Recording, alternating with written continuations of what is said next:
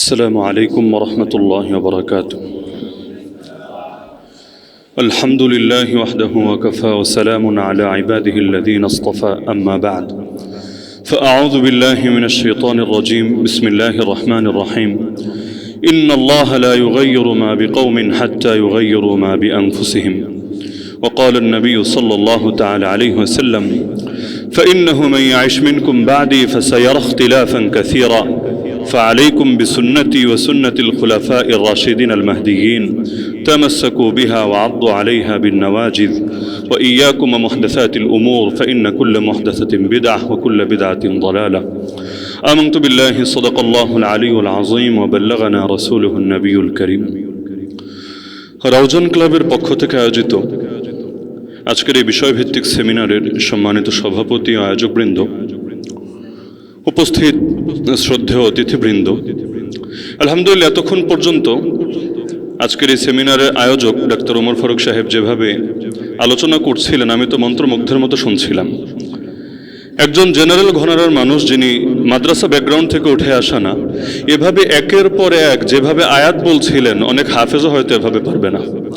আমি জানি না পূর্ণাঙ্গ কোরআনের তিনি হাফেজ হয়ে গিয়েছেন কিনা, যদি হয়ে থাকেন আলহামদুলিল্লাহ, যদি সেটা নাও হন, যে কোনো মানুষের জন্য, বিশেষ করে এখানে যারা উপস্থিত আছে, আমি মনে করি প্রত্যেকের জন্য এটাও একটা আদর্শ হতে পারে যে একজন মানুষ সে যেই সার্কেলেরই হোক না কেন, সেও চাইলে আল্লাহর কোরআনকে তার সিনার মধ্যে ধারণ করতে পারে। আলহামদুলিল্লাহ, আমি তো মনে করছিলাম তার আলোচনা শুনে যে পুরো রাতও যদি তাকে বলতে বলা হয়, আমার মনে হয় না তার আলোচনা ফুরাবে। এতক্ষণ পর্যন্ত বলার পর আমার কথার গতি থেকে আমি বুঝছিলাম যে ভেতরে যেই পরিমাণ তার দরদ এবং কথা জমানো আছে, এটা আরো 2 ঘন্টা দিলেও তিনি হয়তো বলে শেষ করতে পারবেন না। আল্লাহ তাআলা তার এই জ্ঞানের পিপাসাকে আরো বৃদ্ধি করে দিন এবং আল্লাহ তাআলা আমাদেরকেও এই জ্ঞানের খোরাক থেকে উপকৃত হওয়ার তৌফিক দান করুন। দ্বিতীয় আরেকটা বিষয় থেকে আমি অবাক হয়েছিলাম, এটা আমার জানা ছিল না, এখানে বসার পরেই জানলাম। এই যে প্রতি মাসে আয়োজন হয়, নির্বাচনের কারণে হয়তো একটা গ্যাপ পড়েছে, 3 মাস পর হচ্ছে, এছাড়া প্রতি মাসে আয়োজন হয়। তিনি একজন ডাক্তার হয়ে নিজস্ব স্পন্সরে প্রতি মাসে এরকম আয়োজন করা 1-2 টাকার তো ব্যাপার না, লাখের উপর হয়তো খরচ হয়ে যায় এক এক প্রোগ্রামে। এত পরিমাণ খরচ একজন ডাক্তার নিজের থেকে করেন, আমার মনে হয় পুরো বাংলাদেশের নজির আছে কিনা আল্লাহ ভালো জানেন। আল্লাহ তাআলা তার প্রতিটা পয়সার বিনিময়ে জান্নাতুল ফেরদাউসে সর্বোচ্চ মর্যাদা নসিব করুন। আর তৃতীয় আরেকটা জিনিসও আমি আজকে এখানে আসার পরেই জেনেছি, আগে জানতাম না। একজন মানুষ যিনি থাকেন ঢাকায়, কিন্তু এই মাহফিল শুরু থেকে এই পর্যন্ত সেমিনার যেভাবে চলছে এবং বাংলাদেশের, আমার মনে হয় শুধুমাত্র আমাদের ভাই মাওলানা মিজানুর রহমান আজহারি সাহেব ছাড়া কেউ বাদ নাই যিনি এখানে আসেন নাই। এইরকম বড় বড় স্কলাররা যে এখানে এসেছেন, এটার পেছনে মূল অবদান যার, আলহামদুলিল্লাহ, আল্লাহ তাআলা যাকে এখন মাননীয় সংসদ সদস্য হিসেবে কবুল করেছেন, ঢাকা 4-এর শ্রদ্ধেয় এমপি মহোদয় সৈয়দ জয়নুল আবেদিন সাহেব, তিনি ঢাকায় থেকে এই রাউজান ক্লাবের এই প্রোগ্রামটাকে এভাবে সার্থক করেছেন এবং সমস্ত আলেমদের সঙ্গে যোগাযোগ সমন্বয় করেছেন। এই তথ্য আমার জানা ছিল না। তো এতদিন পর্যন্ত যত সওয়াব আপনারা এখানে আয়োজন করে কামিয়েছেন, তিনি ঢাকায় বসে বসে এর চাইতে বেশি সওয়াব পেয়ে গেছেন ইনশাআল্লাহ। তবে মূল আলোচনায় প্রবেশের আগে আমি একটু অনুরোধ করব, এখানে ভলান্টিয়ার ভাই যারা আছেন, আমাদের কিছু ভাই দাঁড়িয়ে আছেন সম্ভবত জায়গা স্বল্পতার কারণে, যদি তাদের বসার কোনোভাবে ব্যবস্থা করা যায় এটা আমার জন্য একটু ভালো লাগবে। কিছু জায়গা এদিকে অথবা আমরা যেভাবে পারি কিছু চেয়ার এনে বা অন্যদেরকে সামনে এনে, না হলে এটা আমার জন্য একটু কষ্টকর মনে হচ্ছে, কিছু মানুষ বসা কিছু মানুষ দাঁড়ানো।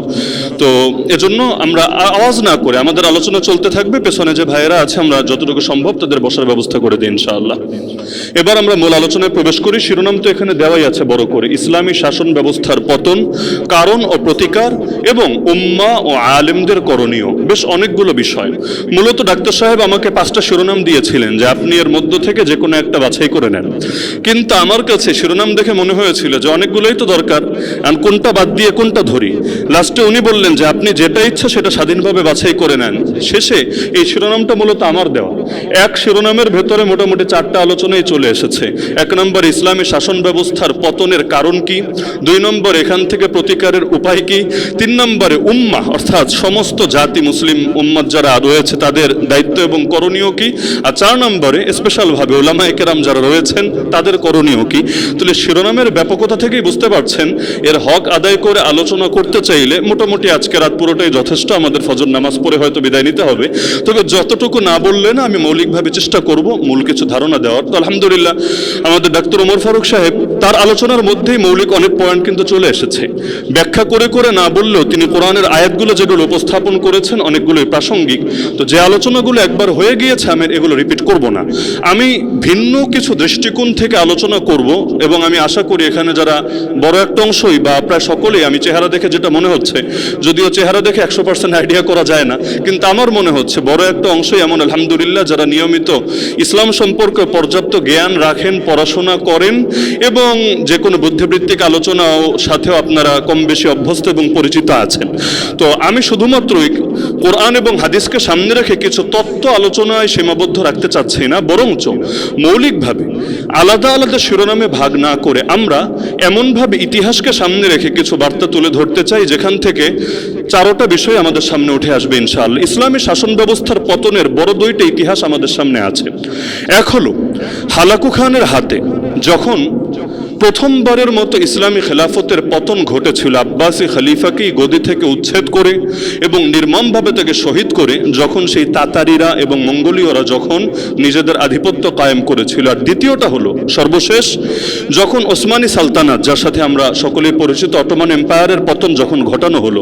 এই দুইটা ধাপে পৃথিবী খেলাফত শূন্য হয়ে পড়েছিল। এছাড়া পৃথিবীর ইতিহাসে কখনো এমন হয় নাই যে গোটা দুনিয়া দীর্ঘদিন ধরে খেলাফত থেকেই বঞ্চিত, এমন হয় নাই। আর কখনো হয়তো এমন হয়েছে এক খলিফা মারা গিয়েছেন আর এক খলিফাকে সেখানে স্থলাভিষিক্ত করতে একটু সময় লাগছে, মাঝখানে কিছুদিন হয়তো উম্মত খলিফাহীন অবস্থায় আছে, কিন্তু দীর্ঘ মেয়াদ পর্যন্ত উম্মত খেলাফত শূন্য অবস্থায় থাকার নজিরটা খুব কম। বিশেষ করে প্রথমবার যখন খেলাফত পতন হয়, এরপর তো আলহামদুলিল্লাহ সুলতান রুকনুদ্দিন বাইবার্স, যার নামের সাথে আমরা একটু কম পরিচিত, কিন্তু সুলতান সালাহুদ্দিন আইয়ুবের নামের সাথে আমরা যতটা পরিচিত, আমি মনে করি ইসলামের ইতিহাসে সুলতান রুকনুদ্দিন বাইবার্সের অবদান মোটেও আইয়ুবের চাইতে কম ছিল না।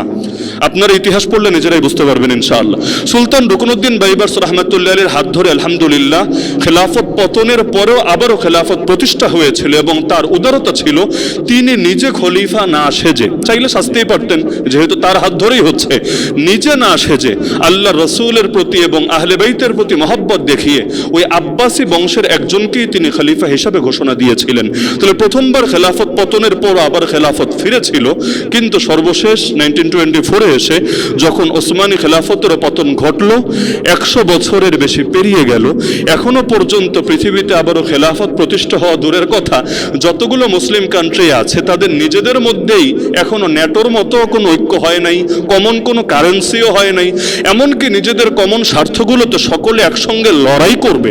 কিছু স্বার্থ তো আছে, এটা কোনো দেশীয় স্বার্থ না, যেমন প্যালেস্টাইন ইস্যু, মসজিদে আকসার ইস্যু।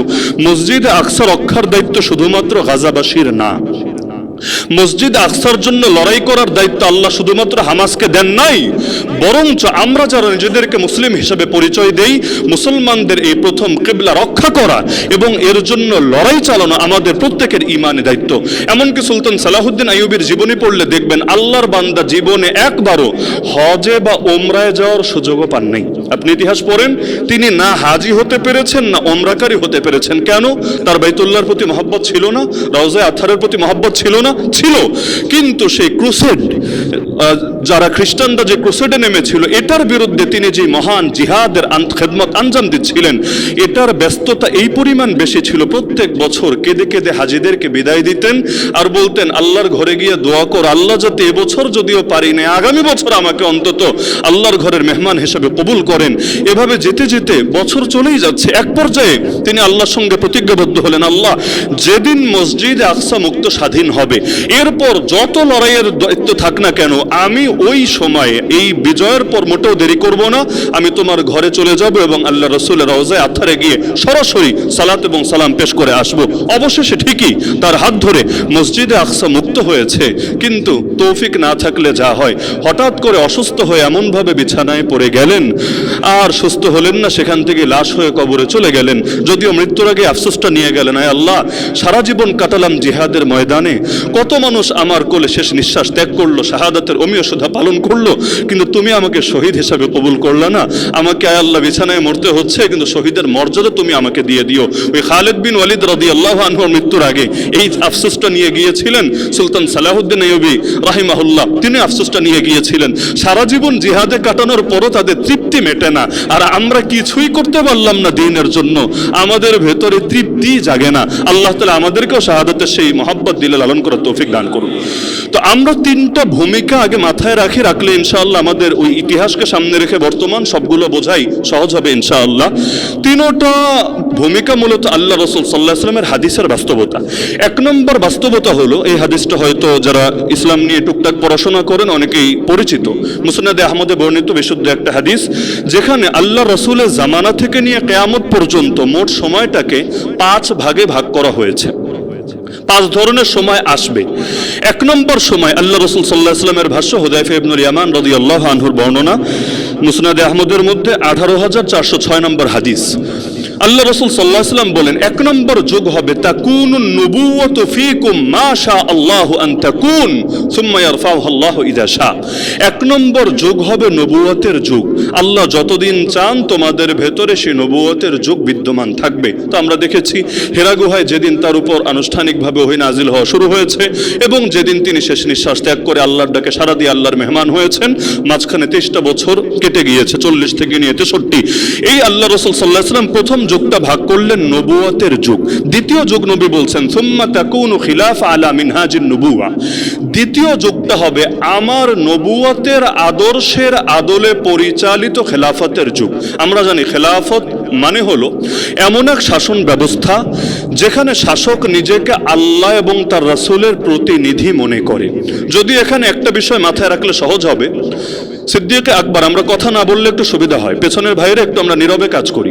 সিদ্দিক আকবর আবু বকর রাদিয়াল্লাহু তাআলা আনহুকে একজন ডাক দিল, ইয়া খলিফাতাল্লাহ, হে আল্লাহর খলিফা। আবু বকর রাদিয়াল্লাহু আনহু বললেন, লা বাল আনা খলিফাতু রাসূলিল্লাহ সাল্লাল্লাহু আলাইহি ওয়াসাল্লাম।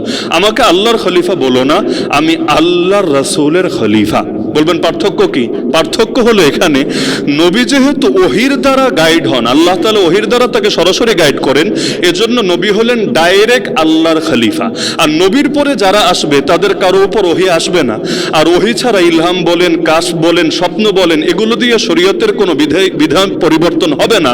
তা আল্লাহর থেকে ডাইরেক্ট যেহেতু পাওয়ার সুযোগ নেই, বরং একটা ভায়া হয়ে নিতে হয়, যার কারণে কালেমায় 2টা অংশ পড়তে হয়, লা ইলাহা ইল্লাল্লাহ, সঙ্গে আরেকটা জোরে দিতে হয় মুহাম্মাদুর রাসূলুল্লাহ। কেন? আমাদের গন্তব্য তো আল্লাহ, কিন্তু গন্তব্য পর্যন্ত পৌঁছতে একটা পথ তো লাগবে, সেই পথের নামই মুহাম্মাদুর রাসূলুল্লাহ সাল্লাল্লাহু আলাইহি ওয়াসাল্লাম। এজন্য আবু বকর রাদিয়াল্লাহু আনহু বলেন, আমাকে বলবা আল্লাহর রাসূলের খলিফা। তাহলে কিয়ামত পর্যন্ত যত খলিফা আসবে, যেমন ইমাম মাহদির ব্যাপারেও হাদিসে খলিফা শব্দ আছে, খলিফাতুল্লাহিল মাহদি। এবং আমি ব্যক্তিগতভাবে ইমাম মাহদি শব্দটার চাইতে খলিফাতুল্লাহ মাহদি বলতে স্বাচ্ছন্দ্য বোধ করি। কেন? কারণ ইমাম মাহদি হুবহু এটা তো হাদিসের শব্দ না। যে কোনো ক্ষেত্রে, যেমন কোরআন শরীফ বলার মধ্যে কোনো সমস্যা নাই, বৈধ আছে, কিন্তু কোরআন মাজিদ বলতে আমার ভালো লাগে। কেন? বাল হুয়া কোরআনুম মাজিদ ফি লাওহিম মাহফুজ। তো যেই শব্দ আল্লাহ ব্যবহার করেছেন সেটা ব্যবহার করতে ব্যক্তিগতভাবে আমার কাছে ভালো লাগে। তো এই কারণে ইমাম মাহদির ব্যাপারে হাদিসে খলিফাতুল্লাহ শব্দ আছে। আল্লাহর খলিফা মাহদি বলবেন, তাকে আবার ডাইরেক্ট আল্লাহর খলিফা কেন বললো? কারণ মাহদির ব্যাপার স্যাপার একটু আলাদা। হাদিসে আছে মাত্র 1 রাতের ভেতর, ইউসলিহুল্লাহু ফি লাইলা, 1 রাতের ভেতরে আল্লাহ তাকে তার দায়িত্বের জন্য পারফেক্ট বানাবেন। তার মানে ওই রাতটা আসার আগে যিনি মাহদি হবেন তিনিও ঘুণাক্ষরে কল্পনাও করবেন না আগামীতে তিনি মাহদি হতে যাচ্ছেন। আল্লাহ তাআলা তাকে বিশেষভাবে গাইড করবেন। তো তার বিষয়টা আলাদা, কিন্তু এছাড়া যত খলিফা হবে তাদেরকে মূলত বলা হয় খলিফাতু রাসূলিল্লাহ। তাহলে আল্লাহ রাসূল বললেন সাল্লাল্লাহু তাআলা আলাইহি ওয়াসাল্লাম যে দ্বিতীয় যুগ হবে, প্রথম যুগ নবুয়তের যুগ, দ্বিতীয় যুগ হবে খেলাফা আলা মিনহাজিন নবুয়ার যুগ, যেটাকে আমরা সহজ ভাষায় বলতে পারি খেলাফতের রাশেদার যুগ। তো খেলাফতের রাশেদার যুগ কয় বছর হবে? অন্য হাদিসে ব্যাখ্যা আছে 30 বছর। আল খিলাফতু বাদি 30 সানা, আমার পরে খেলাফত হবে 30 বছর। আমরা যদি আবু বকর রাদিয়াল্লাহু আনহু, ওমর রাদিয়াল্লাহু আনহু, ওসমান রাদিয়াল্লাহু আনহু, আলী রাদিয়াল্লাহু আনহু, এই 4 জনের ইতিহাস সামনে রাখি, দেখব 29 বছর 6 মাস। 29 বছর 6 মাস পর্যন্ত ওনারা শাসন কার্য পরিচালনা করেছেন। এরপর হাসান রাদিয়াল্লাহু আনহু মাত্র 6 মাস তিনি দায়িত্ব পালন করেছেন। তো ওনাকে সহ পুরোটা মিলালে 30 বছর হয়। আর যদি ওনাকে বাদ দিয়েও গণনা করেন 29 প্লাস যেহেতু হয়ে গিয়েছে, সেটাকে 30 হিসাবে গণনা করাই যায়। যেমন হজের মাসের ক্ষেত্রে কোরআনে বহুবচন ব্যবহার করা হয়েছে, আল হাজ্জু আশহুরুম মালুমাত। হজ হলো নির্দিষ্ট কয়েকটা মাস। আরবিতে বহুবচন মানে অন্তত 3। বাংলা আর ইংলিশে 2 হলেও বহুবচন হতে পারে, কিন্তু আরবিতে জেন্ডার 3 রকম হয়, একবচন, দ্বিবচন, বহুবচন। তাহলে বহুবচনে সর্বনিম্ন হবে 3, কিন্তু হজের মাস তো 3 না। শাওয়াল পুরোটা, জিলকদ পুরোটা, কিন্তু জিলহজ পুরোটা তো আর হজের মাস না। আমরা জানি ওই সর্বশেষ 13ই জিলহজ পর্যন্ত ঐচ্ছিক আমল থাকে, 12 জিলহজ পর্যন্ত করা লাগে, আর 13 জিলহজটা ঐচ্ছিক, এরপর তো আর হজের কাজ নাই। তো 3 মাস পুরা না, কিন্তু আল্লাহ তো শব্দ বহুবচনে ব্যবহার করলেন। তাহলে 30 বছর পুরা হওয়া লাগবে না, 29 বছর 6 মাস হলেও ওইটারে যেহেতু 29 প্লাস, সুতরাং 30 হিসাবে গণ্য করা যায়। তাহলে খেলাফতের জামানা পেলাম 30 বছর, তাহলে কিয়ামত পর্যন্ত মোট যোগ 5টা। এর মধ্যে নবুয়তের যোগ পেলাম 23 বছর, 30 বছর পেলাম খেলাফতের রাশেদার যোগ, বাকি রইল 3 যুগ। 3 নম্বর যুগ কি হবে? আল্লাহ রাসূল এই হাদিসে বলেন 3 নম্বর যুগ হবে রাজতন্ত্রের যুগ। মুলকান আদা, এমন রাজত্ব যেটা দাঁত দিয়ে, মারির দাঁত দিয়ে কামড়ে ধরে থাকবে, সহজে ছাড়তে চাইবে না। তার মানে খেলাফতের রাশেদার পর থেকে বংশানুক্রমিক যে রাজতান্ত্রিক ধারা, এটার সূচনা হবে। এবং আমরা দেখি উমাইয়া, আব্বাসী, ওসমানী যা কিছু চলেছে, এর মধ্যে অনেক শাসক এমন এসেছেন যাদের আদর্শ খোলাফায়ে রাশিদিনের মতো ছিল, সন্দেহ নাই। যেমন ওমর বিন আব্দুল আজিজ রাহমাতুল্লাহ আলী, আপনি কোনো দৃষ্টিকোণ থেকেই তাকে ছোট করতে পারবেন না। মাত্র 2 বছর শাসন করেছেন, জাস্ট 2টা বছর। 99 হিজরিতে শুরু, 101 হিজরিতে শেষ। আমাদের বাংলাদেশে তো ক্ষমতায় বসে 2 বছর গেলেও আপনি আন্দোলনও করতে পারবেন না, পাবলিক বলল মাত্র এসেছে, এখনই তারা দিলে চলবে। অথচ ওমর বিন আব্দুল আজিজের মোট শাসনকালে 2 বছর। কিন্তু ইনসাফ কাকে বলে? কিয়ামত পর্যন্ত গোটা জাতির চোখে আঙ্গুল দিয়ে দেখিয়ে গিয়েছে যে কাজ করতে চাইলে অল্প সময়েও অনেক কিছু করা যায়, আর করতে না চাইলেও 16 বছর পার হলেও 2041 হ্যাঙ্কারেঙ্গা আর 50 গিয়ে ট্যাঙ্কারেঙ্গা, এরকম ডায়লগ দিতে হয়। তাহলে আল্লাহ তাআলা বরকত কাকে বলে এটা দেখিয়েছেন ওমর বিন আব্দুল আজিজ রাহমাতুল্লাহ জীবনে। তো যদিও তার নির্বাচন পদ্ধতিটাও খোলাফায়ে রাশিদিনের মতো ছিল না, নির্বাচন পদ্ধতি তো সেই রাজতান্ত্রিক ধারা থেকেই ছিল, কিন্তু আলহামদুলিল্লাহ তিনি যে আদর্শ উপহার দিয়েছেন এটাকে হেয় করা যাবে না। তো রাজতান্ত্রিক ধারায় 2 রকম শাসকই আসে, কিন্তু এখানে একটা সমস্যা থাকে, ক্ষমতাকেও ছাড়তে চায় না, বরং পরিবারের ভেতরেই এটাকে সীমাবদ্ধ রাখার চেষ্টা করা হয়। বাংলাদেশেও দেখবেন, যদিও এখানে রাজতন্ত্র নাই কিন্তু পরিবারতন্ত্র আছে। এটা রাজনৈতিক ক্ষেত্রেও আছে, পীরদের ক্ষেত্রে তো মাশাআল্লাহ আরো বহু ভালো আছে। পীরের যত বড় যোগ্য মুরিদ হোক না কেন, যদি ছেলে না হয়, সাহেবজাদা যদি না হয়, তাহলে যত বড় যোগ্য হোক না কেন সে পরবর্তী গদ্দিনেশীন হয় না। আর ছেলে যদি অযোগ্যও হয়, অথর্বও হয়, ওই পীরের ছেলে অটো পীর হয়, রাজার ছেলে যেমন রাজা হয়, এই সিলসিলা চলতে থাকে। তাহলে নবীজি বলেন 3 নম্বর যুগটা হলো এমন রাজত্ব যেটা দাঁত দিয়ে কামড়ে ধরে থাকবে। এটাও ততদিন থাকবে যতদিন আল্লাহ চাইবেন, এরপর 3 নম্বর যুগও শেষ। 4 নম্বর যুগ হলো যে যুগে আমরা আছি। 4 নম্বর যুগ হলো সুম্মা তাকুনু মুলকান জাবারিয়া। 4 নম্বর যুগ হবে স্বৈরতন্ত্রের যুগ। যেই সময় নবুয়তের যুগও থাকবে না, খেলাফতের রাশেদার যুগও থাকবে না, রাজতন্ত্রের যুগও থাকবে না, স্বৈরতন্ত্রের যুগ থাকবে। এটা তো আর আমার নতুন করে বোঝানোর কিছু নাই যে স্বৈরতন্ত্রের যুগ এটা আগামীতে আসবে নাকি এখন আশা আছে আমাদের সামনে, এটা প্রেজেন্ট আছে না ফিউচারে আসবে, এটা আমার বয়ান করে বোঝানো লাগবে না, কম বেশি সবার জানা আছে। তাহলে এই 4 যুগের পর আবার একটা আশার বাণী আছে। নবীজি বলেন কিয়ামতের আগে সর্বশেষ যুগটা, 5ম যুগটা হবে সুম্মা তাকুনু খিলাফা আলা মিনহাজিন নবুওয়া, আবারও নবুয়তের আদর্শের আদলে পরিচালিত খেলাফতের যুগ। তার মানে যদিও আছে 4 নম্বর যুগে, কিন্তু আল্লাহ চাইলে আমাদের হাত ধরেও 5ম যুগ, আলোকিত যুগ দুনিয়াতে আবারও আসতে পারে। রাত যখন অনেক গভীর হয়, একদিকে ভয়ও লাগে, রাত 2টা-3টা বাজলে রাস্তাঘাটে লোকও থাকে না, ঘুটঘুটে অন্ধকার, বড় ভয় লাগে। কিন্তু আরেকদিকে ভেতরে আশাও জাগে। ভয় কি? এত রাত অন্ধকার বেড়েছে, ভয় তো লাগবেই, কিন্তু আশার বাণী হলো খুব বেশিক্ষণ এটা থাকবে না, শীঘ্রই সুবহে সাদিক উদিত হবে, শীঘ্রই পৃথিবীটা নতুন দিনের আলোয় আলোকিত হবে। এজন্য কোরআনের একটা সূরা সবাই পারেন, সূরা ফালাক। কুল আউযু বিরাব্বিল ফালাক। ফালাক মানে হলো সকাল, ভোর, প্রভাত, উষা। এখানে যে বলা হচ্ছে কুল, হে নবী বলেন, আউযু আমি আশ্রয় চাচ্ছি, বিরাব্বিল ফালাক সকালের রবের। এর মানে কি? আল্লাহকে শুধু সকালের রব, তাহলে দুপুরের রবকে, বিকালের রবকে, সন্ধ্যার রবকে, রাত কায়নাতের রবকে, সবকিছুর রব তো একজনই, তিনি হলেন আল্লাহ। তাহলে এভাবে কেন বলা হলো? তুমি বলো আমি আশ্রয় চাচ্ছি ভোরের রবের, এজন্য বলা হয়েছে। এখানে একটা আশার বাণী আছে, যেভাবে ভোরের আলো রাতের ঘুটঘুটে অন্ধকারকে দূর করে দেয়, আয় আল্লাহ তুমিও আমার জীবনে এমন ভোর আনো যেই ভোর আসার পরে সমস্ত ধরনের অন্ধকার হারিয়ে যায়। আমার ব্যক্তি জীবন থেকে শুরু করে রাষ্ট্র থেকে শুরু করে গোটা বিশ্ব, এখানে এমন ভোর তুমি আনো যেই ভোর উদিত হওয়ার পর আর কোনো অন্ধকার থাকবে না, আর কোনো মায়ের বুক খালি হবে না, আর কোনো দুর্নীতি দুঃশাসন হবে না, আর কোনো বোনকে আফিয়া সিদ্দিকার পরিণতি বরণ করতে হবে না, আর কোনো শিশুকে গাজার শিশুদের মতোই হতভাগ্য বরণ করতে হবে না। আল্লাহ এমন এক ভোর তুমি আমাদের মাঝে আনো। আর নবীর ভবিষ্যৎবাণী অনুসারে এই 4 নম্বর যুগের পরে সেই 5 নম্বর যুগ আপকামিং সুন ইনশাআল্লাহ। কত বড় সৌভাগ্য হবে যদি সেটা আমাদের হাতেই হয়। তো এই ভূমিকাটা মাথায় রাখেন যে আমরা স্বৈরতন্ত্রের যুগে আছি নবীর ভবিষ্যৎবাণী অনুসারেই, কিন্তু আমাদের পরে 5ম যুগ যেটা হবে সেটা স্বৈরতন্ত্রের যুগ হবে না, ওই দ্বিতীয় যুগ যেটা ছিল খেলাফতে রাশেদা ওই রকম যুগই হবে। তবে দ্বিতীয় যে ভূমিকাটা আমাদের মাথায় আর রাখা দরকার সেটা হলো ইমাম মাহদি সংক্রান্ত বা খলিফাতুল্লাহিল মাহদি সংক্রান্ত হাদিসগুলো যদি পড়েন, সেখানে একটা বাস্তবতা দেখবেন, ইয়ামলাউল আরদা কিসতান ওয়া আদলা কামা মুলিআত জুলমান ওয়া জাওরা। আল্লাহ নবীর শব্দ, যেটা সহিহ মুসলিমে বর্ণিত আছে, বিভিন্ন হাদিসের কিতাবে, বিশেষ করে সুনানে আবি দাউদ, যে শব্দটা আমি বলেছি সুনানে আবি দাউদের শব্দ বর্ণিত আছে। নবীজি বলেন, মাহদি এসে পৃথিবীকে ইনসাফ দিয়ে ভরে দিবে যেমনিভাবে পূর্বে তা জুলুম দিয়ে ভরে গিয়েছিল। এখান থেকে 2টা বাস্তবতা সামনে আসে। 1 নম্বরে মাহদি আসার পরে অনেক ইনসাফ আসবে, বুঝলাম আলহামদুলিল্লাহ, কিন্তু পরের বাক্যটা থেকে এটাও বুঝে আসে মাহদি আসার আগে গোটা দুনিয়াটাই জুলুম দিয়ে ভরে যাবে এবং মাহদির হাত ধরেই দুনিয়াটা আবারও জুলুম মুক্ত হবে। তার মানে খুব সহজে সহজে আমরা সেই খেলাফতের রাশেদার বা সোনালী সুদিন পেতে যাচ্ছি এমন না, বরঞ্চ আমাদের উপর এমন জুলুম আসতে যাচ্ছে। মুস্তাদরাকে হাকিমে একটা হাদিস আছে, নবীজি বলেন, ইদা ক্বালা আর-রাজুলু আল্লাহ কুতিলা, এমন একটা সময় আসবে মানুষ মুখ দিয়ে যদি শুধু বলে আল্লাহ, তার মাথায় দেহ থেকে আলাদা করে দেওয়া হবে।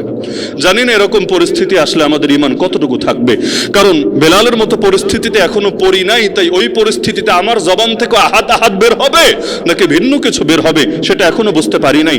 আমি যদি আমার কাশিমপুরের 1 বছরের অভিজ্ঞতা সামনে রাখি, তাহলে একটা বাস্তবতা আমি ওই জেল জীবন থেকে খুব ভালো করে বুঝেছি, সেটা হলো জেলে যারা ঢোকে একজন আগের ঈমান নিয়ে ফেরে না। মানে কি? মানে হলো হয়তো ঈমানের লেভেল অনেক উপরে চলে যায়, অথবা যা ছিল ওইটাও থাকে না, একদম নামতে নামতে জিরোর কাছাকাছিতে নেমে যায়। আমি অন্তত এমন একজনকেও পাই নাই যেই ঈমান নিয়ে ঢুকেছে ওই একই লেভেলের ঈমান নিয়ে বের হয়েছে, আমি একজনও পাই নাই। অনেকের ক্ষেত্রে অনেক বেড়ে গেছে আলহামদুলিল্লাহ, এবং জেলে যাওয়ার আগে ভয় ছিল কি না কি জানি, জেলে ঢোকার পর ভয় কেটে গেছে, ও আছে এই জিনিস, এটার ভয় আমাদেরকে দেখাচ্ছিস, ভয় কেটে যায়। কিন্তু কিছু মানুষ এমন যারা তওবা করে বের হয়, আর কোনোদিন ইসলামের পথে আমি যাব না, আর কোনোদিন দিন কায়েমের জন্য লড়াই আমি করব না, তো এক কথায় মুনাফিক হয়ে বের হয়, নিজের দিন নিজের ঈমানকে বিক্রি করে বের হয়। তাহলে এই কথা মাথায় রাখেন, ভোরের আলো পেতে চাইলে রাতের অন্ধকার পাড়ি দিতে হবে, আকাশে রংধনু দেখতে চাইলে বৃষ্টি ভেজার কষ্ট আপনাকে মারিয়ে আসতে হবে। তাহলে আগামীতে যারা সুদিন পর অপেক্ষায় আছেন, মানসিকভাবে আল্লাহর দ্বীনের জন্য মাজলুম হওয়ার মানসিকতাও নিজের ভেতরে রাখতে হবে।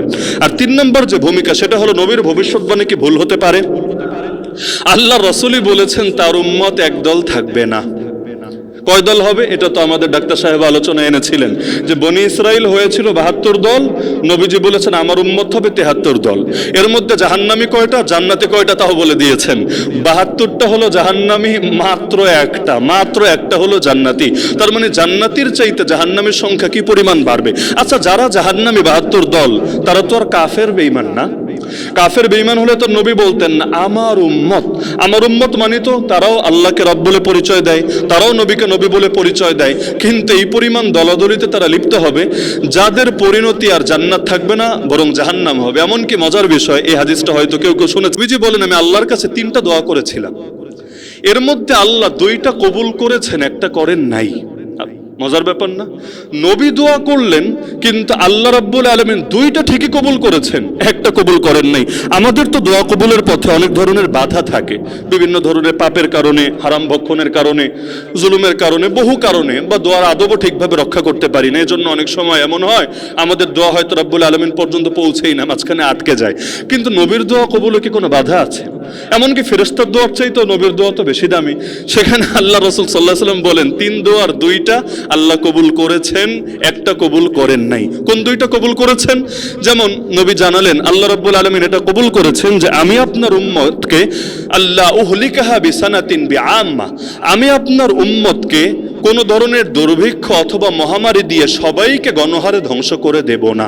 তার মানে কখনো যদি দুর্ভিক্ষ বা মহামারী আসেও অনেক মানুষ মরতে পারে, কিন্তু গোটা উম্মতে মুহাম্মাদি শূন্য হবে এই পৃথিবী, কখনো হবে না। এটা নবী চেয়েছিলেন, আল্লাহ এটা দিয়েছেন। 2 নম্বরে নবী চেয়েছিলেন আল্লাহুম্মা লা তুসাল্লিত আলাইহিম আদুওয়াম মিন সিওয়া আনফুসিহিম ফায়াস্তাবিহা বাইদাতাহুম, হে আল্লাহ আমার উম্মতের উপর বহিঃশত্রুকে এমন ভাবে চাপিয়ে দিবেন না যে গোটা উম্মতকেই ধ্বংস করে ফেলে।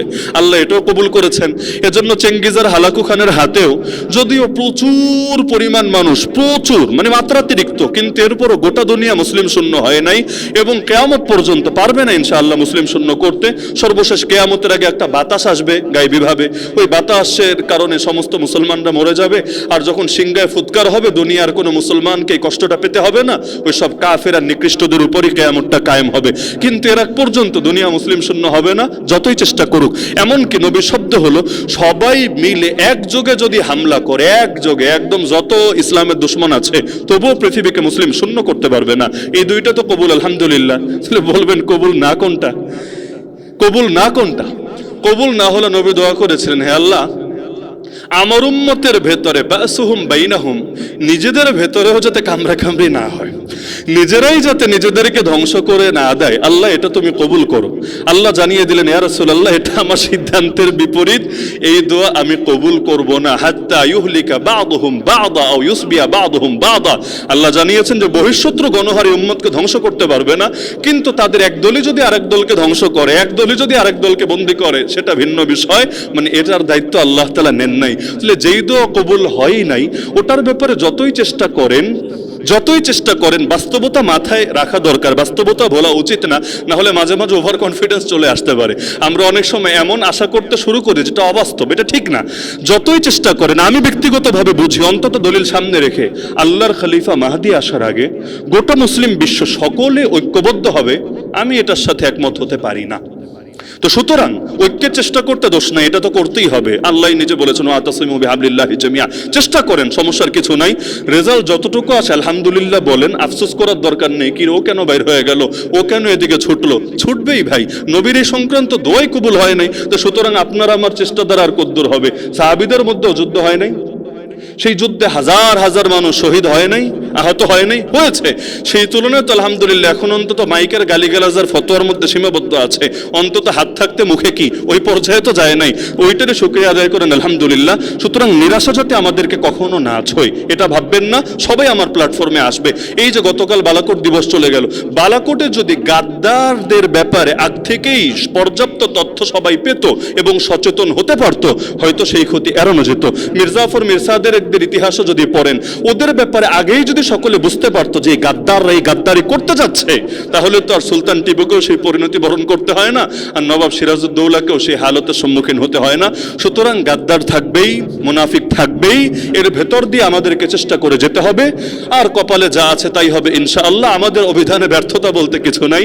আমরা যদি বদরের মতো চূড়ান্ত বিজয় নিয়ে ঘরে ফিরতে পারি তাও আলহামদুলিল্লাহ, আর উহুদের মতো যদি 70 জন শহীদের লাশ নিয়ে ফিরতে হয় তাও আলহামদুলিল্লাহ, তয়েফের মতো যদি রক্ত ঝরাতে হয় তাও আলহামদুলিল্লাহ, আর যদি বদরের মতো কুফরের মেরুদণ্ড ভেঙে দেওয়া যায় তাও আলহামদুলিল্লাহ, আমরা যদি বেলালে হাবশি হতে পারি তাও আলহামদুলিল্লাহ, আর আমরা যদি খালিদ বিন ওয়ালিদ হতে পারি তাও আলহামদুলিল্লাহ। আমাদের লস বলতে কিছু নাই, বরঞ্চ আল্লাহ যদি আমাদেরকে শহীদ হিসাবে কবুল করেন এটাই আমাদের চূড়ান্ত বিজয়। সূরা বুরুজের ভাষায় যালিকাল ফাউজুল কাবীর, এটা হবে চূড়ান্ত সফলতা। তো এই তিনটা ভূমিকা মাথায় না রাখলে আমাদের এই বাস্তবতা কোশ্চিনকালেও হজম করা সম্ভব না। তো এই তিনটা বিষয়ের সঙ্গে সকলে একমত আলহামদুলিল্লাহ। এবার আমরা জাস্ট পয়েন্টগুলো ফাইন্ড আউট করে আপনাদেরকে বোঝানো অতি সহজ হবে ইনশাআল্লাহ। প্রথমবার আমি আগেই বলেছি যে ইসলামী শাসন ব্যবস্থার ব্যাপক পতন 2 বারে ঘটেছে। প্রথমবার হয়েছিল হালাকু খানের হাত ধরে 1258 সালে, হালাকু খানের হাত ধরে। এটার ইতিহাস, কারণ এই দুই শাসন ব্যবস্থার পতনের কারণ না বুঝলে এই শিরোনামের হক আদায় করা সম্ভব না। শাসন ব্যবস্থার পতন কেন হয়েছিল আর কেন হয়েছে, সমস্যা যদি বের করতে না পারে সমাধান করব কিভাবে? ডাক্তারের ওষুধটা তখনই পারফেক্ট হবে যখন রোগের মূল কারণটা চিহ্নিত করতে পারবে। রোগী যদি চিহ্নিত করতে না পারে তার ওষুধটা পারফেক্ট কিভাবে হবে? তাহলে আমরা ইসলামের শাসন ব্যবস্থা দুইবার যে পতন হয়েছে এর কারণগুলো সামনে রাখলে প্রতিকার কি হবে এটা আমাদের বোঝা সহজ হয়ে যাবে ইনশাআল্লাহ। তা আমরা যদি আব্বাসী খেলাফতের পতনের ইতিহাস সামনে রাখি, মোটা দাগে, বিস্তারিত ব্যাখ্যা করতে গেলে অনেক পয়েন্ট বের করা যাবে, প্রয়োজন নেই, মোটা দাগে কয়েকটা পয়েন্ট আসবে। এক নম্বর হলো, যেটার দিকে আমাদের ডাক্তার সাহেবও বারবার আলোচনা ইঙ্গিত করেছেন, সেটা হলো পারস্পরিক অনৈক্য। বলবেন কিভাবে? একটু ইতিহাস সামনে রাখলে দেখবেন আব্বাসী খলিফা নাসির যখন গদিতে বসা, সেই সময় মুসলমানদের একটা শক্তিশালী সাম্রাজ্য ছিল, খাওয়ারিজম সাম্রাজ্য। খারেজি বলি না, ওইটা আবার আরেক দল, খাওয়ারিজম সাম্রাজ্য। খেলাফতের সিস্টেমটা কেমন ছিল? সিস্টেমটা ছিল এমন যে কেন্দ্রীয় একজন নেতা থাকতো, কিন্তু বিভিন্ন অঞ্চলে আঞ্চলিক তাদের শাসনও থাকতো এবং আঞ্চলিক শাসকদেরকে কখনো আমির কখনো সুলতান বলা হতো। আর কেন্দ্রীয় যিনি সুলতানদেরও সুলতান, তাকে খলিফা বলা হতো। ওই আঞ্চলিক শাসক যারা হতো তারা খলিফাদের হাতে বায়াতবদ্ধ থাকতো যে আমরা আপনাদের বিরুদ্ধে বিদ্রোহ করব না এবং কমন ইস্যুতে আমরা আপনাদের পাশে টাকা দিয়ে হোক বাহিনী দিয়ে হোক থাকবো ইনশাআল্লাহ। তো খাওয়ারিজম সাম্রাজ্য এই পরিমাণ শক্তিশালী হয়েছিল, আপনি দেখবেন একটা সময় তাদের এরিয়াও এত বড় হয়েছিল, একদিকে হিন্দুস্তানের কিছু এলাকা পর্যন্ত তাদের অধীনে এসেছে, আর পুরো খোরাসান মানে বর্তমান আফগানিস্তান, আর এই রাশিয়ার আশপাশে যে এলাকাগুলো আছে, ইস্তান দিয়ে বিভিন্ন নাম দেখবেন, তাজাকিস্তান, তুর্কমেনিস্তান, এই যে এলাকাগুলো, এগুলো থেকে নিয়ে মানে এক কথায় একটা বর্ডারের মতো ছিল তাদের এরিয়া, এই মাথা থেকে ওই মাথা পর্যন্ত। এবং এটা মুসলমানদের জন্য একটা দেয়ালের মতো ছিল যে ওই পাশ থেকে কেউ যদি আসে, চীন থেকে আসুক আর যেখান থেকে আসুক, আগে খাওয়ারিজম সাম্রাজ্যের সাথে টক্কর দিতে হবে, এরপর সে প্যালেস্টাইনে যাবে না মদিনা মক্কা দখল করতে যাবে ওইটা পরের আলাপ, আগে খাওয়ারিজমদের লাশের উপর দিয়ে তাকে যেতে হবে। তো মুসলমানদের জন্য খাওয়ারিজম, এবং খাওয়ারিজমরা জাতিগতভাবে বীর ছিল। এখনো তো দেখেন ওই এলাকার মানুষদের মধ্যে এমন একটা মানসিকতা আছে, জাতিগতভাবে, শুধু ধর্মীয় কারণে না, জাতিগত নেচার ভিন্ন জিনিস তাদের মধ্যে, জাতিগতভাবেই আছে আমরা কোনো বিদেশি শক্তির গোলাম হয়ে থাকবো না, গোলামিটা তারা নিতে পারে না। তো ওই সময় খাওয়ারিজমরাও ছিল এই পর্যায়ে। খলিফা নাসির, যিনি প্রায় অর্ধ শতকের চাইতেও বেশি সময় খেলাফতের গদিতে বসেছিলেন বংশানুক্রমিক ধারাই, একটা পর্যায়ে তিনি এই খাওয়ারিজম সাম্রাজ্যকে নিজের জন্য চ্যালেঞ্জ মনে করলেন। ওই মাঝে মাঝে দলীয় কোন্দল হয় না, দলের প্রধান আরেকজনকে চ্যালেঞ্জ মনে করে যে ও যেভাবে জনপ্রিয় হচ্ছে এবং যেভাবে আগ বাড়ছে, দুদিন পর যদি আমাকে চ্যালেঞ্জ করে বসে অথবা আমাকে যদি সে গদি থেকে আউট করে দেয়, একটা ভয়। আরও বিভিন্ন ব্যাপার নিজেদের অভ্যন্তরে ছিল, আমি সেদিকে যাচ্ছি না কি কি কারণ ছিল। এক পর্যায়ে আব্বাসী খলিফা চিন্তা করলো এই খাওয়ারিজমদেরকে ধ্বংস করতে হবে। এমন একটা সময় গিয়েছিল তাদের পারস্পরিক যুদ্ধ হওয়ার কথা, কিন্তু প্রাকৃতিক আবহাওয়ার কারণে সেই যুদ্ধটা হয় নাই। তো খলিফা বুঝতে পারছিল এরা যেই রকম জাতি, এদের সাথে যুদ্ধ করে যেটা কঠিন, উপরন্তু ক্ষয়ক্ষতি অনেক হবে, কিন্তু যেভাবে এদের শক্তি আগ বাড়ছে, যদি সামনে আরেই খলিফা হয়ে যায়, আরেই যদি আমার গদি দখল করে নেয়, ঝামেলার ব্যাপার। সে ভাবলো যে কোনোভাবে এদেরকে নিধন করতে হবে। তো সহজ পলিসি হলো কাটা দিয়ে কাটা তোলা। এখনো যেমন হুজুর দিয়ে হুজুর দমায়, ইসলামী পন্থী দল দিয়ে ইসলামপন্থী দল দমায়, এটা হলো সহজ। জাতিতে লাগাই দিলে অন্যদের হজম করাটা এটা সহজ হয়ে যায়, ডিভাইড অ্যান্ড রুলের পলিসি। সে ভাবলো ওই সময় চেঙ্গিস খান এত দুনিয়াব্যাপী, মানে সারা দুনিয়া জয় করে ফেলেছে, বিষয়টা এরকম না, অল্প কিছু এলাকা জয় করেছে, কিছু জায়গায় তার নাম ছড়িয়েছে।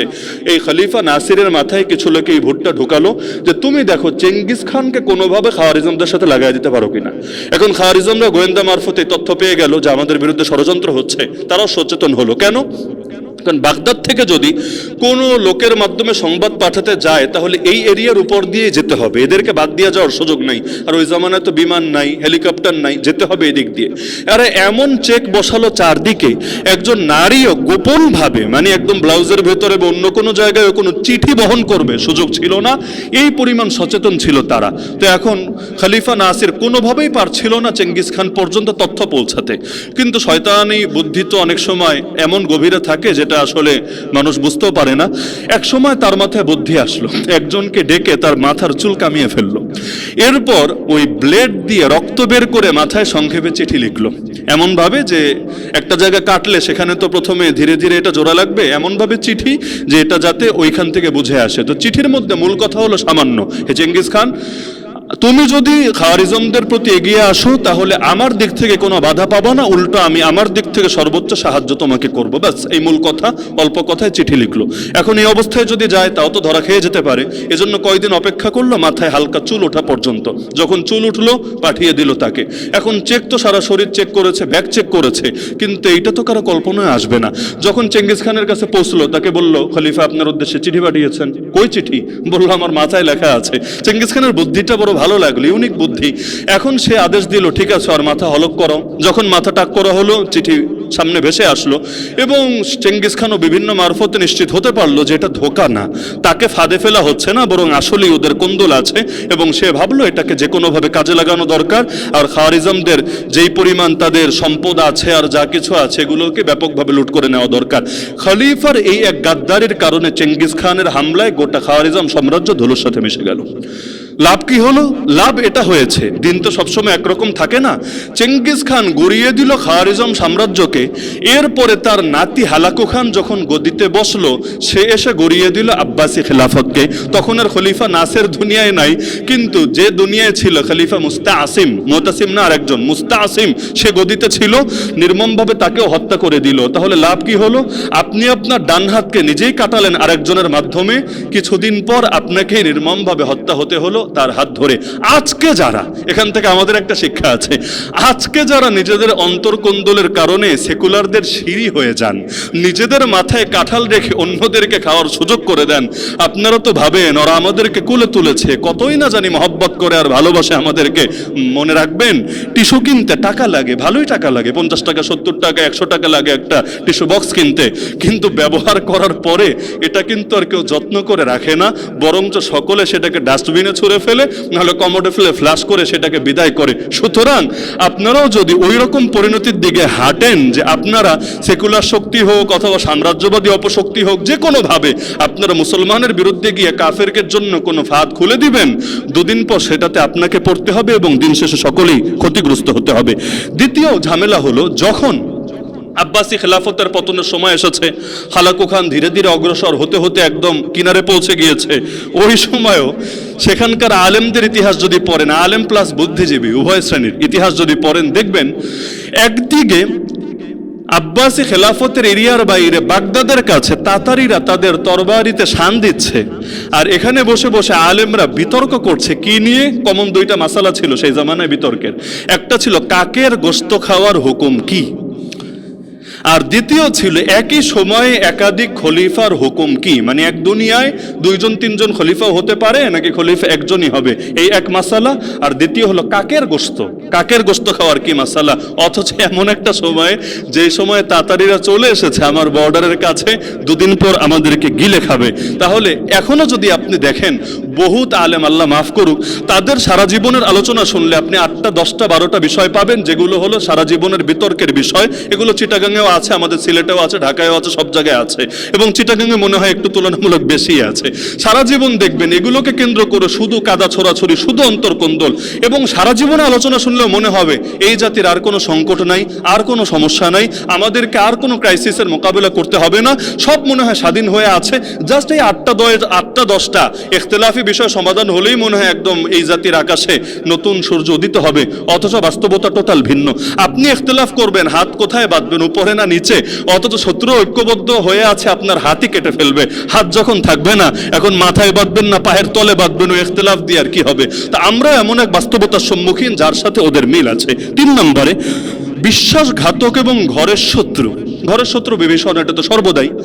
আব্বাসী খলিফা মুস্তাসিমের এক ওজিরের নাম ছিল ইবনে আলকামি। আমরা মির্জাফর মির সাদেকরে যেই পরিমাণ চিনি, ইবনে আলকামিকে ওই পরিমাণ চিনি না। কিন্তু ইবনে আলকামি ওজির, সে মূলত গাদ্দারি করেছিল। কিভাবে?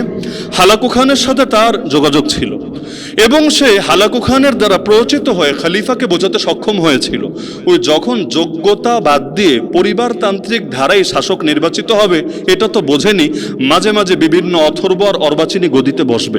ওই খলিফাকে সে বোঝাতে সক্ষম হয়েছিল এই যে সামরিক খাতে এত পয়সা খরচ করেন, এটা তো পুরাই বেকার। আমাদের মতো শক্তির সাথে টক্কর দেওয়ার হিম্মত কার আছে? সুতরাং সামরিক খাতে এত টাকা ঢালার দরকার নেই, আর্মির সদস্য কমান, এগুলোরে ওই ছুরিতে পাঠায় দেন, দরকার নাই। হ্যাঁ, ওদের ট্রেনিং যেহেতু আছে, কখনো বিপদে পড়লে আবার ওদেরকে এখানে আনা যাবে, ডাক দেওয়া যাবে, ওই সাময়িক একটা ফোর্স বানানো যাবে। কিন্তু স্থায়ীভাবে প্রতি মাসে এত টাকা এখানে ব্যয় না করে আপনি অন্যান্য অবকাঠামোগত খাত, উন্নয়নের খাত সেখানে ব্যয় করেন। খলিফা চিন্তা করল, হ্যাঁ আসলেই তো বাংলাদেশে যেমন আপনি যদি বলেন এখানে সামরিক খাতে অনেক টাকা ব্যয় করা দরকার, সামরিকভাবে আমাদের শক্তি বৃদ্ধি করা দরকার, কিছু বুদ্ধিজীবী দাঁড়ায় বলবে না না না, আমাদের এই ব্রিজ দরকার, আমাদের ওই রাস্তা দরকার, সব টাকা এখানেই ঢালা দরকার, ওইখানে দরকার নাই। কেন? কারণ ওইখানে যদি হয় তাহলে ওরা যাদের দালালি করে, যাদের পয়সা খায়, ওদের জন্য তো রিস্ক হবে, মাথা ব্যথার কারণ হবে। তো এই ইবনে আলকামের বুদ্ধি শুনে খলিফা এই বোকামিটা করে বসলো, সামরিক খাতকে দুর্বল করে বসলো। অথচ কোরআন খুলেন সূরা আনফাল 10 নম্বর পরে আল্লাহ স্পষ্ট জানিয়েছেন, ওয়াইদ্দু লাহুম মাস্তাতাতুম মিন কুওয়া, তোমরা ইসলামের দুশমনদের বিপক্ষে সাধ্য মতো শক্তি প্রস্তুত করে রাখো। কি পরিমাণ শক্তি? আল্লাহ মানদণ্ড দিয়েছেন, তুরহিবুনা বিহি আদুওয়াল্লাহি ওয়া আদুওয়াকুম আখারিনা মিন দুনিহিম লা তা'লামুনাহুম আল্লাহু ইয়ালামুহুম। এই পরিমাণ শক্তি তোমাদেরকে সঞ্চয় করে রাখা লাগবে। যেই পরিমাণ শক্তি থাকলে 3টা শ্রেণীর নাম বললেন আল্লাহ। 1 নম্বরে আদুওয়াল্লাহ, যারা আল্লাহর দুশমন। 2 নম্বরে ওয়াদুয়াকুম, যারা তোমাদের দুশমন। 3 নম্বরে এমন একটা শ্রেণী যাদেরকে তোমরা চেনো না কিন্তু আল্লাহ চেনে, মানে মুনাফিক শ্রেণী। তার মানে আল্লাহর দুশমন, তোমাদের দুশমন, আর গাদ্দার আর মুনাফিক শ্রেণী ভয়ে থাকবে এই পরিমাণ সামরিক শক্তি জাতিগতভাবে তোমাদের জন্য অল টাইম, যুদ্ধ হোক বা না হোক, যুদ্ধ মাঠে থাকুক বা না থাকুক, এই পরিমাণ সামরিক শক্তি সংগ্রহ করে রাখা গোটা উম্মতের জন্য ফরজে কিফায়া এই আয়াতের আলোকে। এখন বলবেন শক্তি মানে কি? শক্তি মানে হলো জ্ঞান বিজ্ঞানে শুধু এগোতে হবে, শক্তি মানে হলো অনেক পড়ালেখা করে প্রচুর পরিমাণ ডক্টর তৈরি করতে হবে, না। নবীজি ব্যাখ্যা দিয়েছেন, যখন কোন আয়াতের তাফসির নবী করে দেয়, সেখানে সলিমুদ্দিন আর কলিমুদ্দিন নিজের বানায়া তাফসির করার কিছু নাই।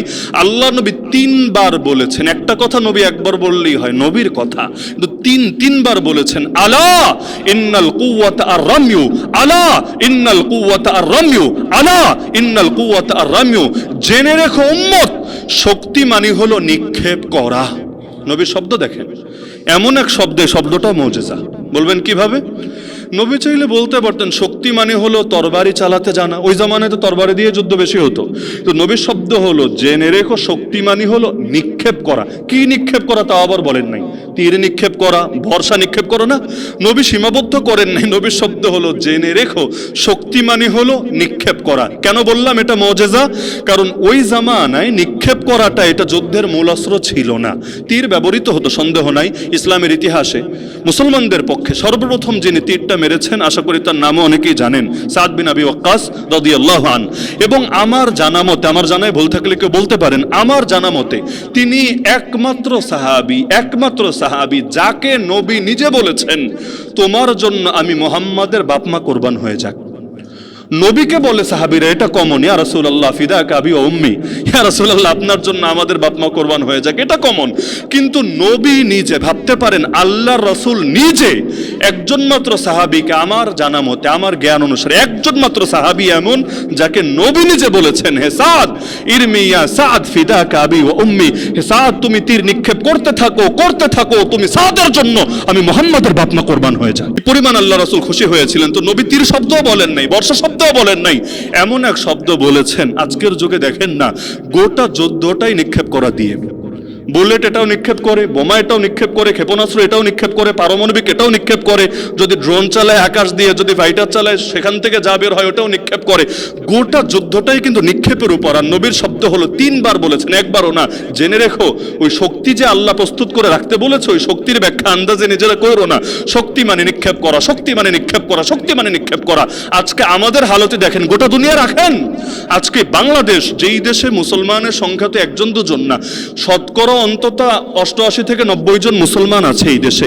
এত পরিমাণ মুসলমানের দেশে নিক্ষেপ করার শক্তি এবং নিক্ষেপ ঠেকানোর শক্তি, নিক্ষেপ করা প্লাস নিক্ষেপ ঠেকানোর শক্তি জাতিগতভাবে আমাদের কদ্দুর আছে। আরে ফতোয়া, খালি উযু আর গোসলের কথা বললেই ফতোয়ার হক আদায় হবে না, শুধু হজের মাসালা শেখালেই মাসালা শেখানোর হক আদায় হবে না, এটা তো ফরজে কিফায়া দায়িত্ব।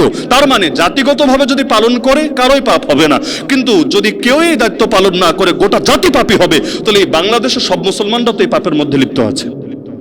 জাতিগতভাবে হ্যাঁ হয়তো আমরা বলবো আল্লাহ আমরা ক্ষমতায় যেতে পারি নাই, আমরা হক আদায় করতে পারি নাই, সেটা অপারগতা, আল্লাহ মাফ করলে করতে পারেন, কিন্তু বাস্তবতা তো এটা, এই ফরজে কিফায়ের উপর আমল আমরা করতে পারি নাই।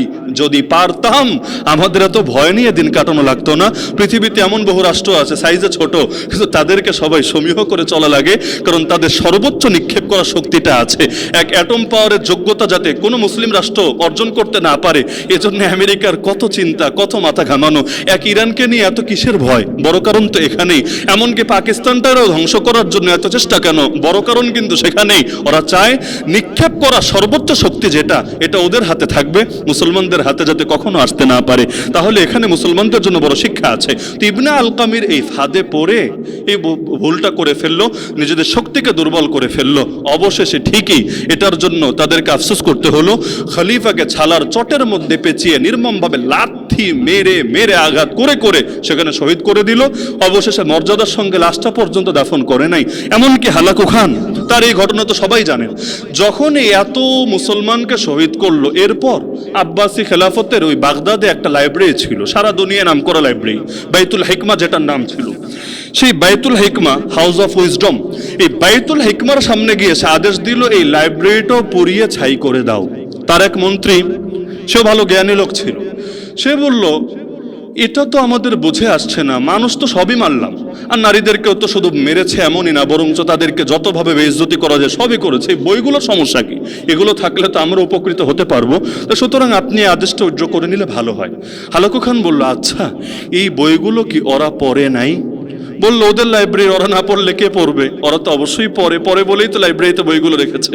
তিনি বললেন যেই বইগুলো পড়ে নিজেদেরকে কিভাবে রক্ষা করতে হয় এই সবকটা শিখতে পারে নাই, ওই বইয়ের আমার বা আমার জনগণের কোনো দরকার নেই, সব পড়ে ছাই করে দাও। এক আদেশে বাইতুল হিকমার সব বই পড়িয়ে ছাই করে দেওয়া হল। আর অন্যান্য জায়গায় যত বই পেল, নদীতে এই পরিমাণ বই ফেলেছিল, ইতিহাসে তো এখনো লেখা আছে যে নদীর পানি পর্যন্ত কালো হয়ে গিয়েছিল, কালো। কারণ ওই জামানায় তো ওই যে দতকালি দিয়ে লেখা হতো, এখনকার মতো তার প্রিন্টিং প্রেস এগুলো তো আর ছিল না, নদীর পানি পর্যন্ত কালো হয়ে গিয়েছিল। এই পরিমাণ ক্ষতি সে করেছিল মুসলমানদের, জ্ঞানের কদরটুকু পর্যন্ত করে নাই। কিন্তু আলহামদুলিল্লাহ পরবর্তীতে এই যে হালাকু খানের পুরো ইতিহাসটা সামনে রাখলে এটা কিন্তু বুঝতে পারছেন, চেঙ্গিস প্লাস হালাকু, যে এদের হাতে প্রথমবারের খেলাফতের পতন যে হয়েছে, এটা ওদের শক্তির কারণে, ওদের যে বিজয়টা বা আমাদের যে পরাজয়টা, এটা ওদের শক্তির কারণে হয় নাই, বরং আমাদের দুর্বলতার কারণে হয়েছে। এখনো যেমন বাংলাদেশে সংখ্যাগরিষ্ঠ মুসলমানের দেশ, কিন্তু সেই 1757-তে আনুষ্ঠানিকভাবে ইসলামী শাসনের পতন যে ঘটলো, প্রায় 350 বছর হতে চলল, একদিনের জন্য কেন আর ইসলামী শাসনটা ফেরানো গেল না? এত লম্বা সময় কেন? অথচ এই জাতির মানুষ যেই পরিমাণ ধর্মের প্রতি মহব্বত লালন করে, আলেম ওলামাদেরকে ভালোবাসে, পৃথিবীতে আর নজির কমই আছে। বাংলাদেশে যেই কয়টা ওয়াজ মাহফিল হয়, আমাকে দ্বিতীয় একটা রাষ্ট্রের নাম বলেন, দ্বিতীয় একটা রাষ্ট্রের নাম, যারা সারা দুনিয়া ঘুরেছেন, আমাকে এমন একটা রাষ্ট্রের নাম বলেন যেখানে অর্ধেক পরিমাণ ওয়াজ মাহফিল হয়, আমরা বলেন পারলে? এমনকি এক এক মাহফিল লক্ষ লক্ষ লোক পর্যন্ত একত্রিত হয়ে যায়। তো এই জাতির ইসলামের প্রতি মহব্বত নাই, দাবি আপনি কিভাবে করবেন? এখানে যেই পরিমাণ কওমি মাদ্রাসা, মানে জনগণের অর্থে পরিচালিত, সরকারের না, জনগণের অর্থে পরিচালিত মাদ্রাসা আছে, পৃথিবীতে কয়টা দেশ এমন যেখানে জনগণ এই পরিমাণ মাদ্রাসার পেছনে টাকা ঢালে? তাহলে এত মহব্বত যে মানুষের আছে, এমনকি খানকা দরবার থেকে শুরু করে যা কিছুর পেছনে, সহি তরিকা হোক আর গলত তরিকা হোক, মানুষ ছোটে, সেটাও তো ধর্মের প্রতি মহব্বতের কারণে। তো যেই দেশের মানুষের ধর্মের প্রতি এত মহব্বত, ওই দেশে আজও পর্যন্ত প্রায় 350 বছর হতে চললো, এক সেকেন্ডের জন্য ইসলামী শাসন কেন প্রতিষ্ঠা করা গেল না? আপনি কি বলবেন এটা সেকুলারদের শক্তির কারণে, নাস্তিকদের শক্তির কারণে? আমি বলবো না, এটা আমাদের ব্যর্থতার কারণে। আমাদের নিজেদের সমস্যাটা আগে স্বীকার করতে দ্বিধা নাই। আমরা যদি শুধরে যেতাম, এই বাংলার আকাশেও দ্বীনের পতাকা পতপত করে উঠত। আলেমদের একদিকে যেমন আলেমদের সেই কাকের মাসালা আর এক দুনিয়ায় দুই খলিফার মাসালা নিয়ে বিতর্কের সুযোগ নিয়েছিল সেই তাতারিরা, একইভাবে পরবর্তী বিজয়েও কিন্তু আলেমদের অবদান ছিল। আপনি ইবনে তাইমিয়ার জীবনী পড়ে দেখেন, শাইখুল ইসলাম ইমাম ইবনে তাইমিয়া রাহমাতুল্লাহ আলাইহি, তিনি শুধুই বই লেখি আর ফতোয়ার মধ্যে সীমাবদ্ধ থাকেন নাই, তাতারিদের বিরুদ্ধে সশস্ত্র জিহাদেও তিনি অংশগ্রহণ করেছেন। এমনকি তিনি নিজে স্পষ্ট বলে দিয়েছিলেন, স্বর্ণের অক্ষরে এখন ইতিহাসে লেখা, তিনি বলে দিয়েছিলেন, তোমরা যদি দেখো আমি ইবনে তাইমিয়া কোরআন মাথায় নিয়ে তাতারিদের কাতারে গিয়ে দাঁড়িয়েছি, তোমাদের ইসলাম এবং মুসলিমের বিরুদ্ধে ওরা যে লড়াই চালাচ্ছে, আমি ওদের সাথে তোমাদের বিরুদ্ধে সেই মাথায় কোরআন নিয়ে দাঁড়িয়ে আছি, এটা যদি দেখো আমার বুকেও তীর চালাতে দ্বিধা করবা না। আমি ব্যক্তিটাকে আমার জ্ঞান গরিমা কতটুকু এদিকে তোমরা তাকাবা না। এই পরিমাণ জিহাদের মহাব্বত লালন করতেন এবং আলহামদুলিল্লাহ পরবর্তীতে তাদের হাত ধরেই যেই তাতারিরা কোটি কোটি মুসলমানের রক্ত খেয়েছে, ওই তাতারিরা শুধু মুসলমানই হয় নাই, বরং ইসলামের অনেক বড় খাদেমও হয়ে গেছে। এই যে মুঘলদের শাসন আমরা দেখি, এমনকি যে মুঘলদের মধ্যে আওরঙ্গজেব আলমগীরের মতো শাসক ছিল, পৃথিবীর ইতিহাসে কয়জন শাসক এমন আওরঙ্গজেব আলমগীর যে ইনসাফ উপহার দিয়েছিল? এই মুঘলরা তো ওদেরই বংশের লোক। তাহলে এই মানুষগুলোর পরিবর্তন কিভাবে হয়েছিল? হ্যাঁ, আলেমদের হাতে আলহামদুলিল্লাহ এমন একটা শক্তি আছে, এমন একটা শক্তি আছে, তারা চাইলে চেঙ্গিজ আর হালাকু খানের বংশধরদেরকেও দ্বীনের মর্দে মুজাহিদ বানিয়ে দিতে পারে। আপনি দেখেন, মুসলমানরা উহুদে পরাজিত হয়েছে খালেদ বিন ওয়ালিদের কৌশলের কারণে। ইতিহাস তো এটাই বলে। ওরা তো চলেই যাচ্ছিল, খালেদ বিন ওয়ালিদ একটা সুযোগ কাজে লাগালো, দেখলো পাহাড়ের দিকে সাহাবী একটু কম আছে, কারণ নবী বলেছিলেন 50 জনকে থাকতে। কিন্তু ওরা যখন দেখলো জিতে গেছে, গনিমত সংগ্রহ করছে, নবীর কমান্ডের চাইতে নিজেদের বুঝকে প্রায়োরিটি দিল, সরে আসলো। এই চান্সটা কাজে লাগালো খালেদ বিন ওয়ালিদ। তাহলে যেই খালেদ বিন ওয়ালিদের কারণে নবীর দাঁত শহীদ হলো, 70 জন সাহাবী শহীদ হলো, মুসলমানদের উপর এত বড় একটা ক্রাইসিস নেমে আসলো। আমি যদি বলি ইসলামের ইতিহাসে সবচাইতে বড় সেনাপতি কে? সেই খালেদ বিন ওয়ালিদের নামে কিন্তু আসবে। অথচ উহুদের যুদ্ধে কি ক্ষতিটা তার কারণে হয়েছে? ওমর ইবনুল খাত্তাব রাদিয়াল্লাহু আনহু এই পরিমাণ ইসলাম বিদ্বেষী ছিলেন, তিনি বলতেন আমার বাবা খাত্তাবের গাধা যে গাধাটা পালতো, ওই গাধা কোনোদিন মুসলমান হতে পারে, এ ওমর কোনোদিন মুসলমান হওয়ার প্রশ্নই আসে না। এমনকি যেই সাহস তখন আবু জাহাল করে নাই সেটা সে করেছে, আবু লাহাবও যেই সাহস দেখায় নাই সেটা সে দেখিয়েছে। তরবারি নিয়ে বের হয়েছে, নেতাদেরকে বলেছে এই তোমরা সামান্য সময় অপেক্ষা করো, মুহাম্মাদের কল্লা নিয়ে আসছি, কল্লা। এই সাহস আবু জাহালও তখনও পর্যন্ত করে নাই, কিন্তু ওমর বের হয়েছে, আরে বনু হাশেম যা করলে করুক, আবু তালেব যা করলে করুক গিয়ে, কিন্তু মুহাম্মাদের কল্লা কেটে নিয়ে আসবো। ছুটলেন আরকাম বিন আবিল আরকাম রাদিয়াল্লাহু আনহু ঘরে, বের হয়েছিলেন নবীর কল্লা কাটতে। আলহামদুলিল্লাহ লাস্টে নবীর ডাকে নিজের কল্লা দেওয়ার জন্য রেডি হয়ে গিয়েছেন। তা আল্লাহ চাইলে কি না পারেন। আমাদের আলেম আর বুদ্ধিজীবীরা যদি নিজেদের জ্ঞানটাকে কাজে লাগাতেন যথাযথ পন্থায়, আজকে যারা ইসলামকে দমিয়ে দিতে চায়, আজকে যারা মুসলমানদের কল্লা কেটে দিতে চায়, তাদের খেদমতের বদৌলতে ওরাই নিজেদের কল্লা আল্লাহ এবং তার রাসূলের জন্য দিতে প্রস্তুত হয়ে যেত। তাহলে এই তাতারিদের বিরুদ্ধে পরবর্তীতে মুসলমানদের যে বিজয়, সেখানেও আলেমদের বড় পরিমাণ অবদান ছিল।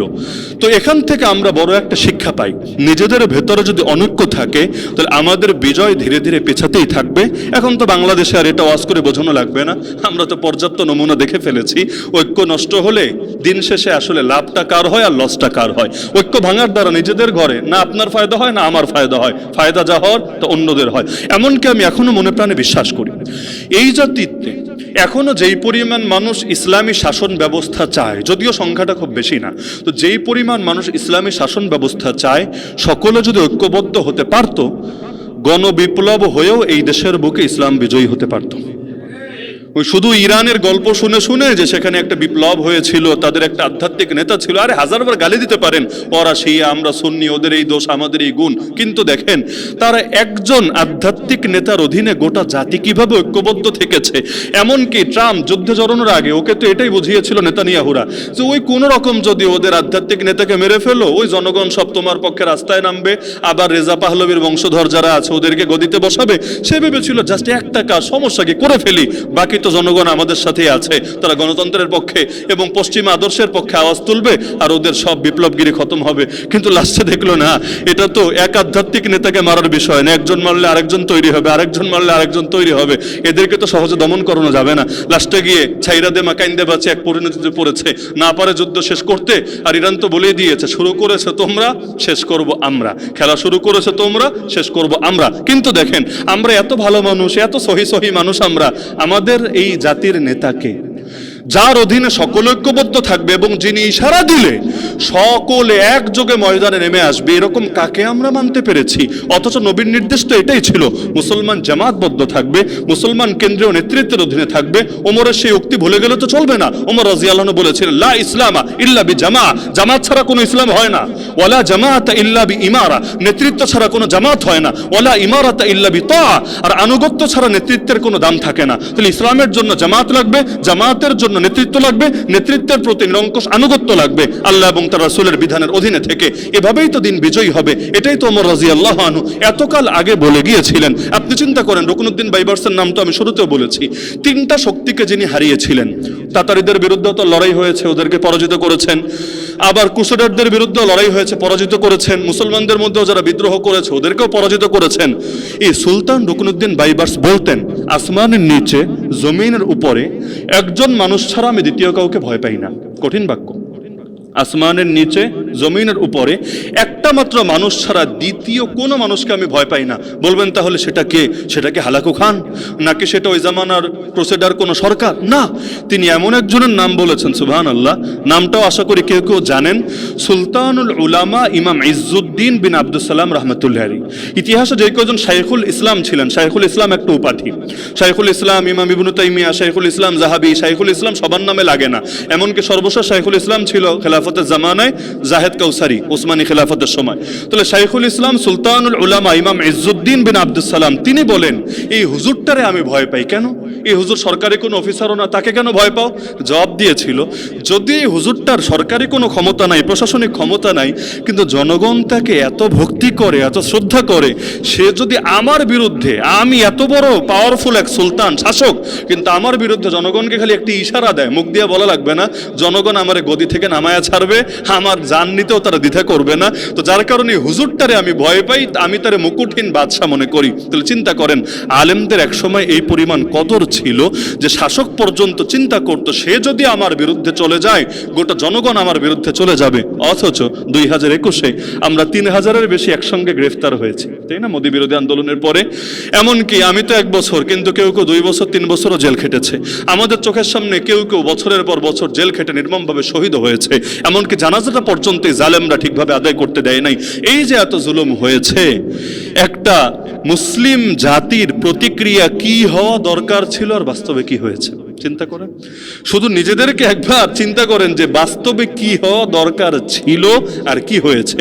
নবীর ওয়ারিস, তার মানে নবী আমাদের মাঝে থাকলে আমরা কি আচরণটা করতাম, নবীর ওয়ারিসদের প্রতি আমাদের কমিটমেন্ট দেখলেই তো সেই আচরণের বাস্তবতা আমাদের বুঝে আসে। তো যার কারণে আমরা যদি ওই প্রথম ইসলামী শাসন ব্যবস্থার পতন যেটা ঘটেছে সেখান থেকে শিক্ষা নিতে চাই, তাহলে আমাদের জন্য সবচাইতে বড় শিক্ষা হলো ঐক্যের কোনো বিকল্প নাই। ঐক্যবদ্ধ থাকা লাগবে, নিজেদের জ্ঞানকে ইসলামের বিজয়ের পক্ষে কাজে লাগাতে হবে, আর সামরিক খাতকে কখনোই অবহেলা করা যাবে না। যুদ্ধ হোক বা না হোক, এই পরিমাণ শক্তি প্রস্তুত করে রাখতে হবে মুসলমানদের, যেটা দেখে আল্লাহর দুশমনরাও ভয়ে থরথর করে কাঁপবে। দ্বিতীয় যে ইসলামের শাসন ব্যবস্থার পতন হয়েছে, ওসমানী সালতানাতের, অটোমান এম্পায়ার, এই টার্কি খিলাফতের পতনের কারণ অবশ্য একটা ছিল না, দীর্ঘকাল ধরে বহু কারণ একত্রিত হয়ে হয়ে সর্বশেষ গিয়ে তাদের পতন হয়েছে। এর মধ্যে আমি যদি কয়েকটা কারণের দিকে দৃষ্টি আকর্ষণ করি, 1 নম্বর কারণ ছিল সামরিক পরাজয় আর তাদের প্রযুক্তিগত অনগ্রসরতা। যেই সময় পশ্চিমারা যুদ্ধক্ষেত্রে বিভিন্ন ধরনের মারণাস্ত্র আবিষ্কার করতে করতে এক অনন্য পর্যায়ে পৌঁছে গিয়েছে, এই তুর্কিদের যেভাবে ওদের সাথে নিজেদের খাপ খাইয়ে, যুগের সঙ্গে তাল মিলিয়ে যেভাবে নিজেদেরকে সামরিক খাতে উন্নত করা দরকার ছিল, তারা এদিকে মনোযোগ দিতে পারে নাই। পুরনো যুদ্ধ কৌশল নিয়ে তারা পড়ে থেকেছে এবং এজন্য তাদেরকে বহু ধরনের ভোগান্তি পোহাতে হয়েছে। দ্বিতীয়ত, প্রথম বিশ্বযুদ্ধের ইতিহাস যদি পড়েন, সেখানেও দেখবেন তাদের সেই যুদ্ধে অংশগ্রহণ করে তারা সেখানে যে পরাজয় বরণ করেছে এবং এর পরিণতি তাদের উপর কি নেমে এসেছে, এই কারণগুলো আমি বেশ লম্বা করতে চাচ্ছি না। 3 নম্বর, অর্থনৈতিক একটা সমস্যা ছিল। ওদের আয়ের বড় একটা উৎস ছিল, এক তো কৃষিভূমি থেকে যে করগুলো পেত, আর আরেক হলো যুদ্ধ জেতার পরে সেখান থেকে যে গনিমতগুলো পেত। তো প্রথম বিশ্বযুদ্ধের পরে সেখানে পরাজয় বরণ করার পরে এটাও তো তাদের বন্ধ হয়ে গেল। আর ইউরোপিয়ানদের থেকে যে বিদেশি ঋণ নিয়েছিল, ঋণ তো আমরাও বাঙালি জাতি হিসাবে অনেক নেই, এই ঋণের বোঝা এবং সুদে আসলে মিলে এটা এমন এক চাপ সৃষ্টি করে যেটা অর্থনৈতিকভাবে কখনো কোনো জাতিকে দেউলিয়া করে ফেলে। পৃথিবীতে এখন এক অর্থনৈতিক নেয় কারা? এমন এমন এলিটরা যাদেরকে টর্চ লাইট দিয়েও বিপ্লবের সময় খুঁজে পাওয়া যায় না, কিন্তু নিজেদের জ্ঞানের কারণে, বুদ্ধির কারণে তারাই বারবার অগ্রসর হয়ে যায়। তো এই যে একটা বাস্তবতা, তাহলে এই যে এলিট শ্রেণীগুলো তারাকে নামতে চায় না কেন? ঢাকা শহরে এমন বহু মানুষ আছে যারা চিন্তা করে আমার চাকরিটা ঠিক আছে, মাস শেষে আমার বেতন আসে, আমার একটা ফ্ল্যাট আছে আর আমার একটা গাড়ি আছে, ব্যাস এই জীবনে আর কি লাগে, আমার কি দরকার হুদাই রাস্তায় নামা, আমার কি দরকার চাকরিটা ছোটা, আমার কি দরকার শুধু শুধু এই নিজেকে হুমকির মুখে ফেলা। পেটের চিন্তা, পকেটের চিন্তা, পিঠের চিন্তা, 3 রকম চিন্তা আমি যেটা বুঝি আর কি, 3 রকম চিন্তা কাজ করে। কারো চিন্তা করে ফ্যাট নিয়ে, নিজের প্যাট বা ফ্যামিলির প্যাট, কেউ চিন্তা করে পকেট নিয়ে যে পরিমাণ ঠিক থাকবে না কমবে, আর কেউ চিন্তা করে পিঠ নিয়ে আঘাত যেটা আসবে সেটাকে সামাল দেওয়া যাবে, এটা চিন্তা করে। না হলে আপনি চিন্তা করেন এই যে 3000 আলেমকে জেলে ভরা হলো, যে আদর্শের জন্য 3000 আলেমকে জেলে ভরা হয়েছিল, এই আদর্শ শুধু 3000-এর না সবার? এই আদর্শ যদি সবার হয় তাহলে কথাগুলো, আন্দোলনগুলো তো সবাই করা দরকার ছিল। সবাই যদি করত, জেলের মধ্যে কয়টা রুম আছে, জেলের মধ্যে কয়টা সিট আছে, কয়জনকে নিয়ে জেলে ভরতো, অবশেষে সকলের সামনে কিন্তু মাথা নত করতে ঠিকই বাধ্য হতো। কোনো জিনিস যখন 1 জন 2 জন 10 জন 20 জনের মধ্যে থাকে সেটা দমিয়ে দেওয়া সহজ, তো সবার মধ্যে যখন ছড়ায়া যায় এটা কিন্তু সহজে দমিয়ে দেওয়া যায় না। এর বিভিন্ন নজির তো আমরা প্রত্যক্ষ করেছি। এই যে বিগত ফ্যাসিবাদ এখানেও তো বারবার উচ্চারণ হলো। আমি তো মনে করি ফ্যাসিবাদের উত্থানের সূত্রপাত তো সেদিন হয়েছিল যেদিন শাপলা চত্বরের বুকে এই অসহায় এতিম মিসকিন ছেলেদেরকে, আপনাদের ভাষায় বলছি আর কি, সবাই তো এতিম মিসকিন ছিল না, কিন্তু অনেকে মনে করে দাড়ি টুপি মানিয়ে হলো সব এতিম মিসকিন। এই এতিম মিসকিনদের বুকে যেদিন গুলি চালানো হয়েছিল, আর আরবান মিডল ক্লাস এই শব্দের সাথে তো আমরা পরিচিত, শহুরে মধ্যবিত্ত শ্রেণী দেখার পরও চুপ থেকে ছিল। শুধু চুপই না, মিডিয়া সন্ত্রাস আর বুদ্ধিজীবীদের ভণ্ডামি দেখার পরও যদিন নীরব থেকে ছিল, সেদিনই বাংলাদেশে ফ্যাসিবাদের সূচনার ফয়সালা হয়ে গিয়েছিল। বলবেন কিভাবে? তাদের মধ্যে ওভার কনফিডেন্স চলে এসেছিল যে 10 লক্ষ মারার পরও, 10 লক্ষ মানুষের উপর আঘাত হানার পরও, 1,57,000 বুলেট, সাউন্ড গ্রেনেড এবং টিয়ার শেল নিক্ষেপ করার পরও জাতি এইভাবে নীরব হয়ে আছে, তাহলে আর সমস্যা নাই, আর কে কোথায় মাথা চাড়া দিবে। এমনকি সেদিন তো শুধু মাদ্রাসার ছেলে মরেছে তা না, বুয়েটের একটা ছাত্রও তো সেদিন মারা গিয়েছিল, বুয়েটের। তাহলে বুয়েটের কেন, যে কোনো ভার্সিটির একটা ছেলে মারা গেলে পুরো দেশ কি পরিমাণ গরম হয়ে যায়, অথচ সেদিন কি গরম হয়েছিল? হ্যাঁ, এটা গরম হয়েছিল, পত্রিকায় রিপোর্ট হয়েছিল, হেফাজত গিয়ে তাণ্ডব চালিয়েছে, বাইতুল মোকাররমে গিয়ে কোরআন পুড়িয়েছে, রাস্তায় মহামান্য যে গাছগুলো আছে এই মহান গাছগুলোকে শহীদ করে দিয়েছে। তো ডিভাইডারের উপর গাছ শহীদ হলো এটা নিয়ে কান্না, কোরআন শরীফ পুরালো এই সমস্ত নবীপ্রেমিকরা এটা নিয়ে কান্না, এবং যারা রক্ত দিল তাদেরকেই উল্টা কানে ধরার একটা ছবি দিয়ে আরো বিভিন্ন কিছু দিয়ে নেগেটিভ ভাবে উপস্থাপন করা হলো। সংসদে দাঁড়িয়ে বলা হলো কেউ মরে নাই, রং মেখে শুয়েছিল। এটা দেখার পরও গোটা জাতি দলমতের ঊর্ধ্বে ওঠে যখন প্রতিবাদ না করে মুখে তালা লাগিয়েছিল, সেদিনই এটা চূড়ান্ত হয়েছে যে তোদের উপরও একই পরিণতি নামবে। অবশেষে ঠিকই হয়েছে। সুতরাং এটা মাথায় রাখবেন, এটা হাদিসেরও কথা। আল্লাহ রসুল বলেন, কোন মুসলমানের বিপদে অন্য মুসলমান যদি তাকে সাহায্য না করে, অথচ সেখানে তার সম্মানহানি হচ্ছে, তার মর্যাদাহানি হচ্ছে, সে যখন বিপদে পড়ে আল্লাহর সাহায্য কামনা করবে, আল্লাহ তাকে সাহায্য করবেন না। নবীর স্পষ্ট হাদিস এবং সহিহ হাদিস, নবীর শব্দ, মান খাযালা আমরাআন মুসলিমান ফি মাওদিইন ইউনতাহাকু ফীহি মিন হুরমাতি ওয়া ইউনতাকাসু ফীহি মিন ইরদি ইল্লা খাযালাহু আল্লাহু ফি মাওতিন ইউহিব্বু ফীহি নুসরাতা। এমনকি বুখারী মুসলিমেও আছে, ওয়াল্লাহু ফি আউনিল আবদ মা কানাল আবদু ফি আউনি আখি। আল্লাহ ততক্ষণ বান্দার সাহায্যে থাকেন যতক্ষণ বান্দা তার নিজ ভাইয়ের সাহায্যে থাকে। সুতরাং নিজেদের আত্মপরিচয় স্মরণ করতে হবে, আমরা এক জাতি শুধু না, আমরা এক দেহ। দেহের যেখানেই আঘাত আসুক না কেন, সে কালো হতে পারে, সে গরিব হতে পারে, সে নারী হতে পারে, সে শ্রমিক হতে পারে, কিন্তু গোটা দেহের মধ্যেই সেই ব্যথা ছড়াতে হবে। আমি আজও মনে করি পৃথিবীর 200 কোটি মুসলমান বাদ দেন, অন্তত 57টা মুসলিম কান্ট্রি যদি নিজেদের ভেতরে এক বৃহৎ ঐক্য গড়ে তুলতে পারত, অন্তত একটা কমন স্বার্থে সামরিক চুক্তি করে ওই ন্যাটো টাইপের কোনো একটা ব্যবস্থা এবং নিজেদের কমন কারেন্সিও গড়ে তুলতে পারত, ওই ডলারের রাজত্ব খতম হতো, আমেরিকার মোরলগিও খতম হতো, এবং এতদিনে পৃথিবীতে মুসলমান সুপার পাওয়ার হয়ে যেত। তাহলে সুতরাং এই টার্কিদের পতনের বড় একটা কারণ ছিল জাতীয়তাবাদের উত্থান। ওই ব্রিটিশরা গিয়ে আরবদেরকে বুঝিয়েছিল, তোমরা কেন তুর্কিদের অধীনে থাকবা, তোমরা আরব জাতি, শ্রেষ্ঠ জাতি, দুনিয়ার সবচেয়ে দামি জাতি, তোমরা আলাদা হয়ে যাও। ব্যাস করলো এক বিপ্লব, ওরা হয়ে গেল আলাদা।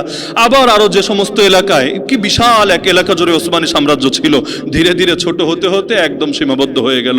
আর সেকুলারদের উত্থান তো ঘটলই, যেটা তাদের ওই যে কামাল পাশা, তাদের এই কামাল পাশার হাত ধরে তাদের যে সেকুলারিজমের উত্থান ঘটলো, এটা তো এই পর্যায়ে উগ্র সেকুলারিজম যে ভয়াবহ হয় কোন পর্যায়ে, আরবিতে আজান দেওয়াকে পর্যন্ত নিষিদ্ধ করে দিল।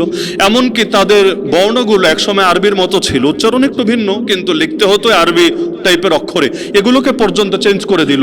এমনকি যে এরদোগানের হাত ধরে যে পরিবর্তন আসলো বা নাজমুদ্দিন আরবাকানদের হাত ধরে যে পরিবর্তনের সূচনা হলো, এর আগ পর্যন্ত তো সেখানে ইসলামী পরিচয়টাই বড় সংকটের একটা কারণ ছিল। আল্লাহ তাআলা আমাদেরকে অন্তত ওই পরিমাণ পরীক্ষা এখনো ফেলে নাই। দোয়া করি আল্লাহ অত বড় পরীক্ষা আমাদেরকে না ফেলুক, কারণ যেই জাতির ইমানের যোগ্যতা যেমন তারা তো লোডও নিতে পারবে তেমন। আমাদের হালত এখনো এমন, যদি ওই রকম হালত আসে আল্লাহ মাফ করো। বিগত সময়ে তো আমরা দেখেছি, এখন তো সব বিপ্লবী, মাশাআল্লাহ সবাই বিপ্লবী এখন, কিন্তু আমরা তো দুর্দিনগুলো পারে দিয়েছি। আমরা 13 দেখেছি, আমরা 21 দেখেছি, আমরা দেলোয়ার হোসেন সাঈদী রাহমাতুল্লাহ ফাঁসির রায়ের পরের পরিণতি দেখেছি, আমরা অনেক কিছু দেখেছি আমাদের এই ক্ষুদ্র সময়ের ভেতরেই আমরা তো দেখেছি। এখন যেই পরিমাণ বিপ্লবী লোক আমরা দেখি, সবাইরই মনে হয় বিপ্লবী মাশাআল্লাহ, অথচ অর্ধেকও যদি সেই সময় বিপ্লবের পরীক্ষা দিত, এত দীর্ঘ জুলুম আমাদেরকে সইতে হতো না, বহু আগে আল্লাহ তাআলা আমাদেরকে মুক্তি দিয়ে দিত। আর সর্বশেষ কারণ তুর্কি খেলাফত পতনে, সেটা হলো অদক্ষ নেতৃত্ব আর বিলাসিতা। এটা তো আমরা এখন আমাদের বাংলাদেশেও বুঝতে পারছি। এই পারিবারিক কাঠামোর ভেতরে যতদিন নেতৃত্ব নিয়ে সীমাবদ্ধ করে রাখবেন, আলহামদুলিল্লাহ ইসলামী ধারার যে সংগঠনগুলো আছে এর মধ্যেও যেই সমস্ত সংগঠন নিজেদেরকে পরিবারতন্ত্র থেকে দূরে রাখতে পারে, দেখবেন আল্লাহ তাআলা গায়েবী মদদ দিয়ে তাদেরকে আগায় নেয়। আর পরিবারতন্ত্রের মধ্যে যারা ইসলামী বলেন আর অন ইসলামী বলেন আর সেকুলার বলেন আর যে তরিকার বলেন, দেখবেন কিছুদিন ভালো থাকলেও ধীরে ধীরে তাদের মধ্যে এক ধরনের পতন এবং হীনমন্যতা তৈরি হয়ে যায়। তো যার কারণে মুসলমানরা কখনো কোনো এক পরিবারের অধীনে সীমাবদ্ধ থাকা উচিত না। হ্যাঁ, কেউ একটা হাদিসের ভুল ব্যাখ্যা করে, এটা আমি একটু প্রাসঙ্গিকভাবে ক্লিয়ার করি। আল আইম্মাতু মিন কুরাইশ, এই হাদিসটা নিয়ে একটা ভুল বোঝাবুঝি আছে। মুসলমানদের খলিফা কুরাইশি হতে হবেই হবে, না হলে খলিফা হওয়া যাবে না, এই টাইপের একটা বার্তা বাংলাদেশেও আমি দেখেছি কেউ প্রচার করার চেষ্টা করে। কিন্তু বাস্তবে আল্লাহ রাসূল সাল্লাল্লাহু আলাইহি ওয়াসাল্লামের এই হাদিসের ব্যাখ্যাটা বুঝতে একটা ভুল হয়। সেই ভুলটা হলো, এই হাদিসের অর্থ এটা না যে কুরাইশি কোনো ব্যক্তিকে না পাওয়া গেলে মুসলমানদের খলিফাই বানানো যাবে না, অর্থ এটা না। বরঞ্চ অর্থ কি? অর্থ হলো দুইজন ব্যক্তি যদি এমন হয় যে এই মানুষটাও খলিফা হওয়ার যোগ্য, এই মানুষটাও খলিফা হওয়ার যোগ্য, সব গুণ সেম, কোনো পার্থক্য করার সুযোগ নাই, কিন্তু একটা জায়গায় ভিন্নতা, একজন কুরাইশি বংশের আর একজন কুরাইশি বংশের না। তাহলে কুরাইশের মধ্যে আল্লাহ তাআলা এমন একটা যোগ্যতা আল্লাহ তাআলা দিয়ে রেখেছেন, এটা প্রায়োরিটি দেওয়ার ক্ষেত্রে, অগ্রাধিকার দেওয়ার ক্ষেত্রে একটা যুক্তিসঙ্গত কারণ হিসাবে বিবেচিত হবে। অর্থাৎ ওই ব্যক্তির তুলনায় তখন তাকে অগ্রাধিকার দিয়ে তাকে খলিফা হিসাবে নিযুক্ত করা হবে। কিন্তু যদি এমন হয় যে কুরাইশি আমরা কাউকে পাচ্ছি না যাকে খলিফা হিসাবে গ্রহণ করা যায় বা নিজেদের আমির হিসাবে গ্রহণ করা যায়, তাহলে দায়িত্ব শূন্য থাকবে না, এটা কখনোই ইসলাম শেখায় নাই। তো যার কারণে বংশানুক্রমিক ধারা, রাজতান্ত্রিক ধারা, এগুলো ইসলামের মূল শিক্ষা না। ওই খেলাফতের রাশেদা থেকে যখন রাজতন্ত্রে মুভ করেছি, ওদিন থেকে আমরা বিভিন্নভাবে বেবরকতের শিকার হতে শুরু করেছি। এখনো যদি খেলাফতের রাশেদার সেই চর্চাটা আমাদের ভেতরে থাকতো, দেখতেন আল্লাহর বরকত কাকে বলে। খালি বরকতের সাথে অনেক কিছু সম্পর্ক, এই যে কিয়ামতের আগে মাহদি আসার পরে একটা ছাগলের দুধ দিয়ে কয়জন খেতে পারবে, একটা আঙ্গুর ফল কয়জন খেতে পারবে, হাদিসগুলোতে আপনারা শুনেছেন। বরকতের সাথে আল্লাহর দ্বীনের প্র্যাকটিসের একটা সম্পর্ক আছে। এখনো আপনি ঈমান আর তাকওয়া অবলম্বন করে দেখেন, আল্লাহর ওয়াদা লাফাতাহনা আলাইহিম বারাকাতিম মিনাস সামাই ওয়াল আরদ, আমি আল্লাহ আসমান আর জমিন থেকে বরকতের সব কয়টা দরজা খুলে দিব। তো এখন আমরা আসি, কারণের ইসলামী শাসন ব্যবস্থা পতনের কারণও মোটামুটি স্পষ্ট হয়েছে এবং কারণ চিহ্নিত হওয়ার কারণে প্রতিকার আর ভেতর দিয়ে স্পষ্ট হয়েছে। বাকি যে অংশটা আছে উম্মার আলেম উলামার করণীয়, এখন কিছু করণীয় কিন্তু আমার আগে ডাক্তার সাহেব যে আয়াতগুলো বলেছেন সেখানে উঠে এসেছে। আমি একটা বই, যে বইটা আমি জীবনে যদি 1000 বার পড়ি আমার তৃপ্তি মিটবে না, এবং আমি যদি পারতাম সবাইরে ধৈর্য বইটা পড়াতাম, সেই বইটা হলো ইমাম ইবনে খালদুন রাহমাতুল্লাহির মুকাদ্দিমা। এবং আপনারা যারা আগামী দিনে একটা ইসলামী বিপ্লবের স্বপ্ন দেখেন বা ইসলামী ধারার রাজনীতি করেন বা যে কোনো ধারার রাজনীতিই করেন, একটা সমাজ বোঝা এবং সমাজের মানুষের পালস বোঝা এটা অত্যন্ত গুরুত্বপূর্ণ ব্যাপার। আমি মনে করি ইবনে খালদুনের মুকাদ্দিমা, যদি অধিকাংশ জন বুঝবেন না, এটা বলতে দ্বিধা নাই, বইটা এতটা জটিল, আর বাংলা অনুবাদ যিনি করেছেন, বাংলা একটা অনুবাদই পাওয়া যায়, এমন কাঠখোট্টা টাইপের অনুবাদ যেহেতু একটাই পাওয়া যায়, এটা আসলে পড়ে হৃদয়ঙ্গম করা বা মর্ম বের করা জটিল। আমরা যখন আরবিটা আর বাংলাটা পাশাপাশি রেখে দেখি, মাঝে মাঝে আফসোস লাগে, হায় রে আরবিতে কি বললো আর বাংলায় জিনিসটা কিভাবে উপস্থাপন করলো, এটা তো মাথার উপর দেওয়া যাবে অধিকাংশের। তো এই বইটার ব্যাপারে আমাদের হক আদায়ে ঘাটতি আছে। কিন্তু ইমাম ইবনে খালদুনের নাম তো কম বেশি শুনেছেন। এই মহান মনীষী তিনি মুকাদ্দিমার মধ্যে বেশ কিছু এমন থিওরি দিয়েছেন, এই আধুনিক যুগে এসে ওই পশ্চিমারাও, আমি যতটুকু দেখেছি 850-র উপর বই লেখা হয়েছে এই মুকাদ্দিমার উপরে, 850-র উপরে, ইংলিশ আর আরবি মিলিয়ে, অন্য ভাষাগুলো আমি জানি না, 850-র উপরে বই লেখা হয়েছে। পশ্চিমাদের কাছে এই পরিমাণ কদর ইমাম ইবনে খালদুনের, তবে আমরা বাঙালি হিসাবে তার খুব বেশি কদর করতে পারি নাই। তিনি কিছু থিওরি দিয়েছেন এই বইয়ে, আমি মূলত সেটাকে সামনে রেখে, না হলে আমি আগেই বলেছি যে আলোচনা হয়েছে আমি এটা রিপিট করে আপনাদের টাইম নষ্ট করতে চাচ্ছি না। এবং এতক্ষণ পর্যন্ত যে আলোচনা হলো আমি আশাবাদী ইনশাআল্লাহ এর দ্বারা লস হয় নাই, বরঞ্চ কিছু মানুষের অন্তত এমন কিছু চিন্তার দিগন্ত উন্মোচিত হয়েছে যেটা হয়তো আগে এভাবে ঠিক জানা ছিল না। আমি এটা চেষ্টা করি, কারণ আপনাদের প্রতিটা মুহূর্ত আমার কাছে দামি, আমি একটা মিনিটও নষ্ট হোক এটা কখনো চাই না। এবং ওয়াজ মাহফিল হোক আর যাই হোক, আমার দেখবেন না জীবনে আমি কথার মধ্যে পানি খাই, এটাও দেখবেন না। কেন আমার গলা শুকায় না? শুকায়। আমার চা খেতে মনে চায় না? চায়। কেন করি না? কারণ আমি মনে করি ওইটাও মানুষের টাইম নষ্ট। এবং আমাকে তো অনেকে তো বলে যে আপনার আলোচনা ইউটিউবে আমরা একটু গতি কমায়া শুনি, তার মানে আপনার 1 ঘন্টা কথা শুনতে 2 ঘন্টা লাগে, কারণ দেখে যে স্পিডটা একটু বেশিই থাকে। আর সুরটুর দিয়া বললে মোটামুটি ধীরে ধীরে অনেক লম্বা টাইম নিয়ে বলা যায়, গল্প গুজব করা যায়। আর সহজ একটা তরিকা হলো মানুষের জিকিরে লাগায় দিয়া তারপর মোটামুটি চা নাস্তা করা যায়। কিন্তু আলহামদুলিল্লাহ আমি চেষ্টা করি মানুষের প্রতিটা মুহূর্ত যাতে কাজে লাগে। তো এজন্য আমি মৌলিকভাবে নিজের থেকে কোনো কথা না বলে ইবনে খালদুনের কয়টা থিওরি আমি আপনাদের সামনে উপস্থাপন করি, আশা করি এটা আপনাদেরও কাজে লাগবে ইনশাআল্লাহ। 1 নম্বর, ইমাম ইবনে খালদুনের এই বইটা পড়লে যে কেউ একটা শব্দ দেখবে আসাবিয়া। আসাবিয়া এটা লাইনে লাইনে তিনি এনেছেন একদম বইয়ের শুরুতে। আসাবিয়া মানে আমরা বলতে পারি আমাদের সামাজিক ঐক্য বা সংহতি, বাংলায় বললে সামাজিক ঐক্য বা সংহতি। তিনি দেখিয়েছেন যে যে কোনো একটা জাতি, সেটা সমাজ হোক রাষ্ট্র হোক, সেটা গড়ে ওঠে আসাবিয়ার ভিত্তিতে। এখন ন্যাশন স্টেট দেখলেও এটা আমরা বুঝি, আসাবিয়া জাতিগত একটা ঐক্য এবং সংহতির ভিত্তিতে। এবং তিনি দেখিয়েছেন এটা হলো এমন একটা আঠা, যেই আঠা মানুষকে একটা সুতার মধ্যে ঐক্যবদ্ধ করে। তিনি দেখিয়েছেন বেদুইন শ্রেণী যারা, আরবে তো বেদুইন আছে, প্রান্তিক জনগোষ্ঠী যারা, এদের মধ্যে, গ্রাম্য মানুষদের মধ্যে, মরুচারী মানুষদের মধ্যে আসাবিয়ার বন্ধনটা বেশি থাকে। এবং বেশি থাকার কারণেই তারা ঐক্যবদ্ধভাবে যে কোনো শত্রুর মোকাবেলা করতে পারে। নবীর জামানায় দেখেন না আবু জাহালরা নবীরে মারতে পারছে না কেন? এ কারণে না যে নবীর ফ্যান ফলোয়ার্স অনেক বেশি, এ কারণে না যে আল্লাহর নবীর বাহিনী আছে, নবীর কিচ্ছু নাই তখন। তাহলে মারতে পারছে না কেন? কারণ বনু হাশেমের পারস্পরিক আসাবিয়া, তাদের যে একটা ইউনিটি, তাদের যে একটা একতা, এটাকে ওরা ভয় পেত। ওরা চিন্তা করত ওরা মুশরিক হতে পারে, কিন্তু মুহাম্মাদের গায়ে যদি একটা টোকাও মারি, টোকা এর যে আঘাতের জবাবে প্রতিঘাত আসবে, ইটের জবাবে যে পাটকেলটা আসবে, এটা বহন করার ক্ষমতা আমাদের নাই, বরঞ্চ আমাদের পরিণতি বড় মন্দ হবে।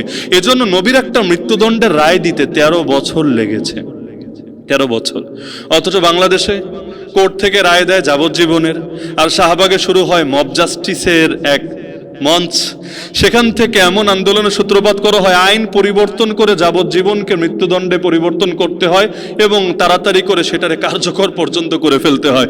তাহলে চিন্তা করেন আপনি এখনকার হালত আর ওই সময়ের হালত। অথচ যদি চিন্তা করতো আঘাতের জবাবে প্রতিঘাত এই পরিমাণ আসতে পারে যে আমরা তো এটা ধাক্কা সামলাতে পারবো না, তাহলে ওই কয়জনের আন্দোলন দেখা কোশ্চিনকালেও প্রভাবিত হতো না, বরং চিন্তা করতো যে মুসলমানরা এমন এক ধাক্কা দিবে লাস্টে তো এই দেশ থেকে পালায় আরেক দেশে যাওয়া লাগবে। তা আসাবিয়ার সূত্রটা তিনি দিয়েছেন। আমাদের সমাজে আসাবিয়াতে সবচাইতে বড় অভাব, বাঙালি জাতির মধ্যে আসাবিয়াত নেই। বলবেন কিভাবে? 1971-এর পর থেকে আজ পর্যন্ত এমন একটা দিন আমাকে বলেন, একটা দিন যেদিন বাঙালি পরিচয় বা বাংলাদেশি পরিচয়ের ভিত্তিতে ঐক্যবদ্ধ হয়েছে, এমন নজির নাই। আমরা ঐক্যবদ্ধ হলেও রাজনৈতিক কারণে ঐক্যবদ্ধ হই, বিভক্ত হলেও রাজনৈতিক কারণে বিভক্ত হই। আমরা এই দেশীয় মানে ভৌগোলিক জাতীয়তাবাদের পক্ষে আমি বলছি না, কিন্তু আমি এটা বোঝাচ্ছি ভৌগোলিক জাতীয়তার চেতনা আমাদের ভেতরে কার্যকর থাকে না। আমাদের সব কিছুর পেছনে হলো অতি রাজনৈতিক মানসিকতা, আর তার চাইতে বেশি হলো ব্যক্তি স্বার্থ।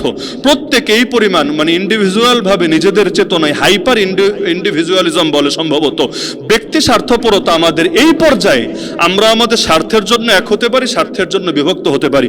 অথচ আমি মনে করি বাংলাদেশিরাও, সব রাখেন, বাংলাদেশিরাও বাংলাদেশি পরিচয় বা এই আসাবিয়াতের উপর যদি ঐক্যবদ্ধ হতে পারতো, আমাদের পার্শ্ববর্তী দাদাবাবুরা আমাদেরকে নিয়ে আরো অনেক বেশি দুশ্চিন্তায় থাকতো।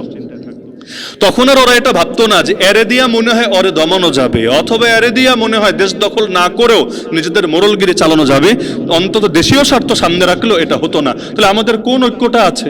অন্তত ধর্মীয় আসাবিয়াত যদি থাকতো, ধর্মীয় আসাবিয়াত, তাহলে কমিউনিস্টে তো সকলে একমত থাকতো। তাহলে যেই দেশে অন্তত 90% মানুষ মুসলমান থাকে, স্বাধীনতার 54-55 বছরে এসেও এখনো কিভাবে লেখা থাকে সার্বভৌমত্ব নাকি জনগণের, সকল ক্ষমতার উৎস নাকি জনগণ। জনগণের ক্ষমতার উৎস মানলে কি হয়? ওই খালি এমপি কে হবে এটা জনগণ নির্বাচন করে তা না, বরং কোনটা হালাল হারাম হবে এটাও জনগণের মাথা দ্বারাই নির্বাচিত হয়। বলবেন কিভাবে? আল্লাহ তো বেশ্যাখানাকে হালাল করেন নাই, বাংলাদেশে হালাল হলো কিভাবে? আল্লাহ তো মদের বারকে হালাল করেন নাই, বাংলাদেশে এটা হালাল হলো কিভাবে? এরকম কত উদাহরণ দিব, কত কত। আল্লাহ করেছেন হারাম, এই দেশে বানিয়ে রেখেছে হালাল। আবার উল্টাও আছে, আল্লাহ করেছেন হালাল, এই দেশে বানিয়ে রেখেছে হারাম। আমি নামাজ নিয়ে ওয়াজ করলে আপনি খুশি, হজ নিয়ে ওয়াজ করলে আপনি খুশি, জাকাত নিয়ে সিয়াম নিয়ে ওয়াজ করলে আপনি খুশি, জিহাদ নিয়ে ওয়াজ করলে আপনি নারাজ। কেন? নামাজ শিখিয়েছেন যিনি, জিহাদও শিখিয়েছেন তিনি। নামাজ নিয়ে আয়াত দিয়েছেন অনলি 82টা, জিহাদ নিয়ে 484টা, আর যদি ঘটনাগুলো মিলাই বদর উহুদের তাহলে 600+। তাহলে যেই আল্লাহ নামাজ নিয়ে আলোচনা করলেন 100-র চাইতেও কম আয়াত দিয়ে, ওই আল্লাহ এর চাইতে 4 গুণ থেকে 6 গুণ বেশি আলোচনা করলেন জিহাদ নিয়ে।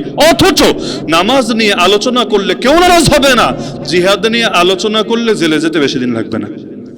এমনকি যেই কোরআন আরবিতে পড়লে পাবলিক খুশি হয়, কারির কেরাত শুনলে এবং হাফেজের রমজানে 30 পারা তেলাওয়াত শুনলে খুশি হয়ে পকেট ভরে হাদিয়া দেয়, আরে ওই কোরআনের তাফসীর করার কারণে, ওই কোরআনকে মিম্বার থেকে মঞ্চ থেকে জাতির বোধগম্য ভাষায় উপস্থাপন করার কারণে আলেমদেরকে জেলে যেতে হয়। ভিন্ন কোনো কোরআন না যেটা আরবিতে পড়ে দিলে সবাই খুশি হয়, একই কোরআনকে মাতৃভাষায় তাফসীর করার কারণে আলেমদেরকে খালি জেলে না, বরং তাদেরকে নির্মমভাবে শহীদ করে দেওয়া হয়। তাহলে আপনি চিন্তা করেন, আমাদের মধ্যে তো ধর্মীয় আসাবিয়াতটাও গড়ে ওঠে না। অথচ কোনো একটা জাতি যদি পৃথিবীর বুকে মাথাচাড়া দিতে চায়, ইবনে খালদুন এই থিওরিটা দিয়ে গিয়েছেন, আসাবিয়া ছাড়া না গোত্র, না জাতি, না রাষ্ট্র কোনো কিছু করা সম্ভব না। তাহলে আমাদের আসাবিয়াত হতে হবে, আর এটাকেই আমরা বলি ইসলামী জাতীয়তা, ঈমান ভিত্তিক জাতীয়তা, তাওহীদ ভিত্তিক জাতীয়তা। ওয়াকালা ইন্নানি মিনাল মুসলিমিন। আমাদের পরিচয় কি হবে?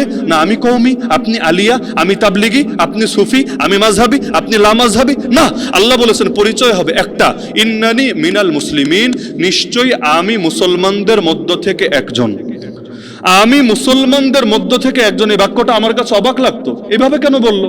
আল্লাহ তো বলতে পারে আমি একজন মুসলমান, আমরা বলবো আমি একজন মুসলমান। আল্লাহ বলেছেন আমি মুসলমানদের মধ্য থেকে একজন। পার্থক্য আছে না? দুই বাক্যে পার্থক্য আছে না? আমি একজন মুসলমান, ইন্ডিভিজুয়াল পরিচয়, এবং ব্যক্তি স্বার্থটাই কেমন যেন এখানে মুখ্য। আমি মুসলমানদের মধ্য থেকে একজন, আমার কথার মধ্যেও জাতীয়তা এবং জাতির প্রতি আমার কমিটমেন্ট স্পষ্ট।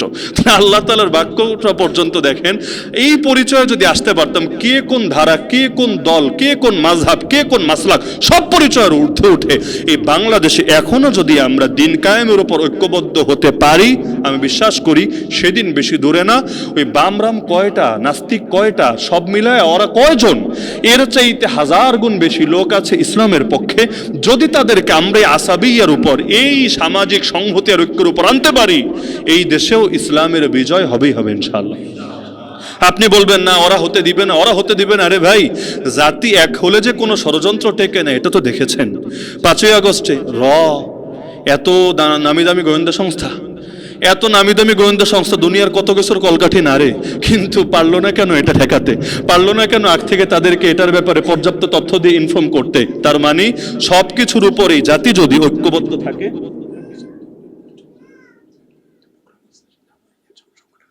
আচ্ছা আমার আলোচনা প্রায় শেষের দিকে, আমাদের এমপি সাহেবের একটা প্রোগ্রাম আছে, তিনি চলে যাবেন ইনশাআল্লাহ। অনুমতি দিলে আমি 3-4 মিনিটে সংক্ষিপ্ত করে ফেলি ইনশাআল্লাহ।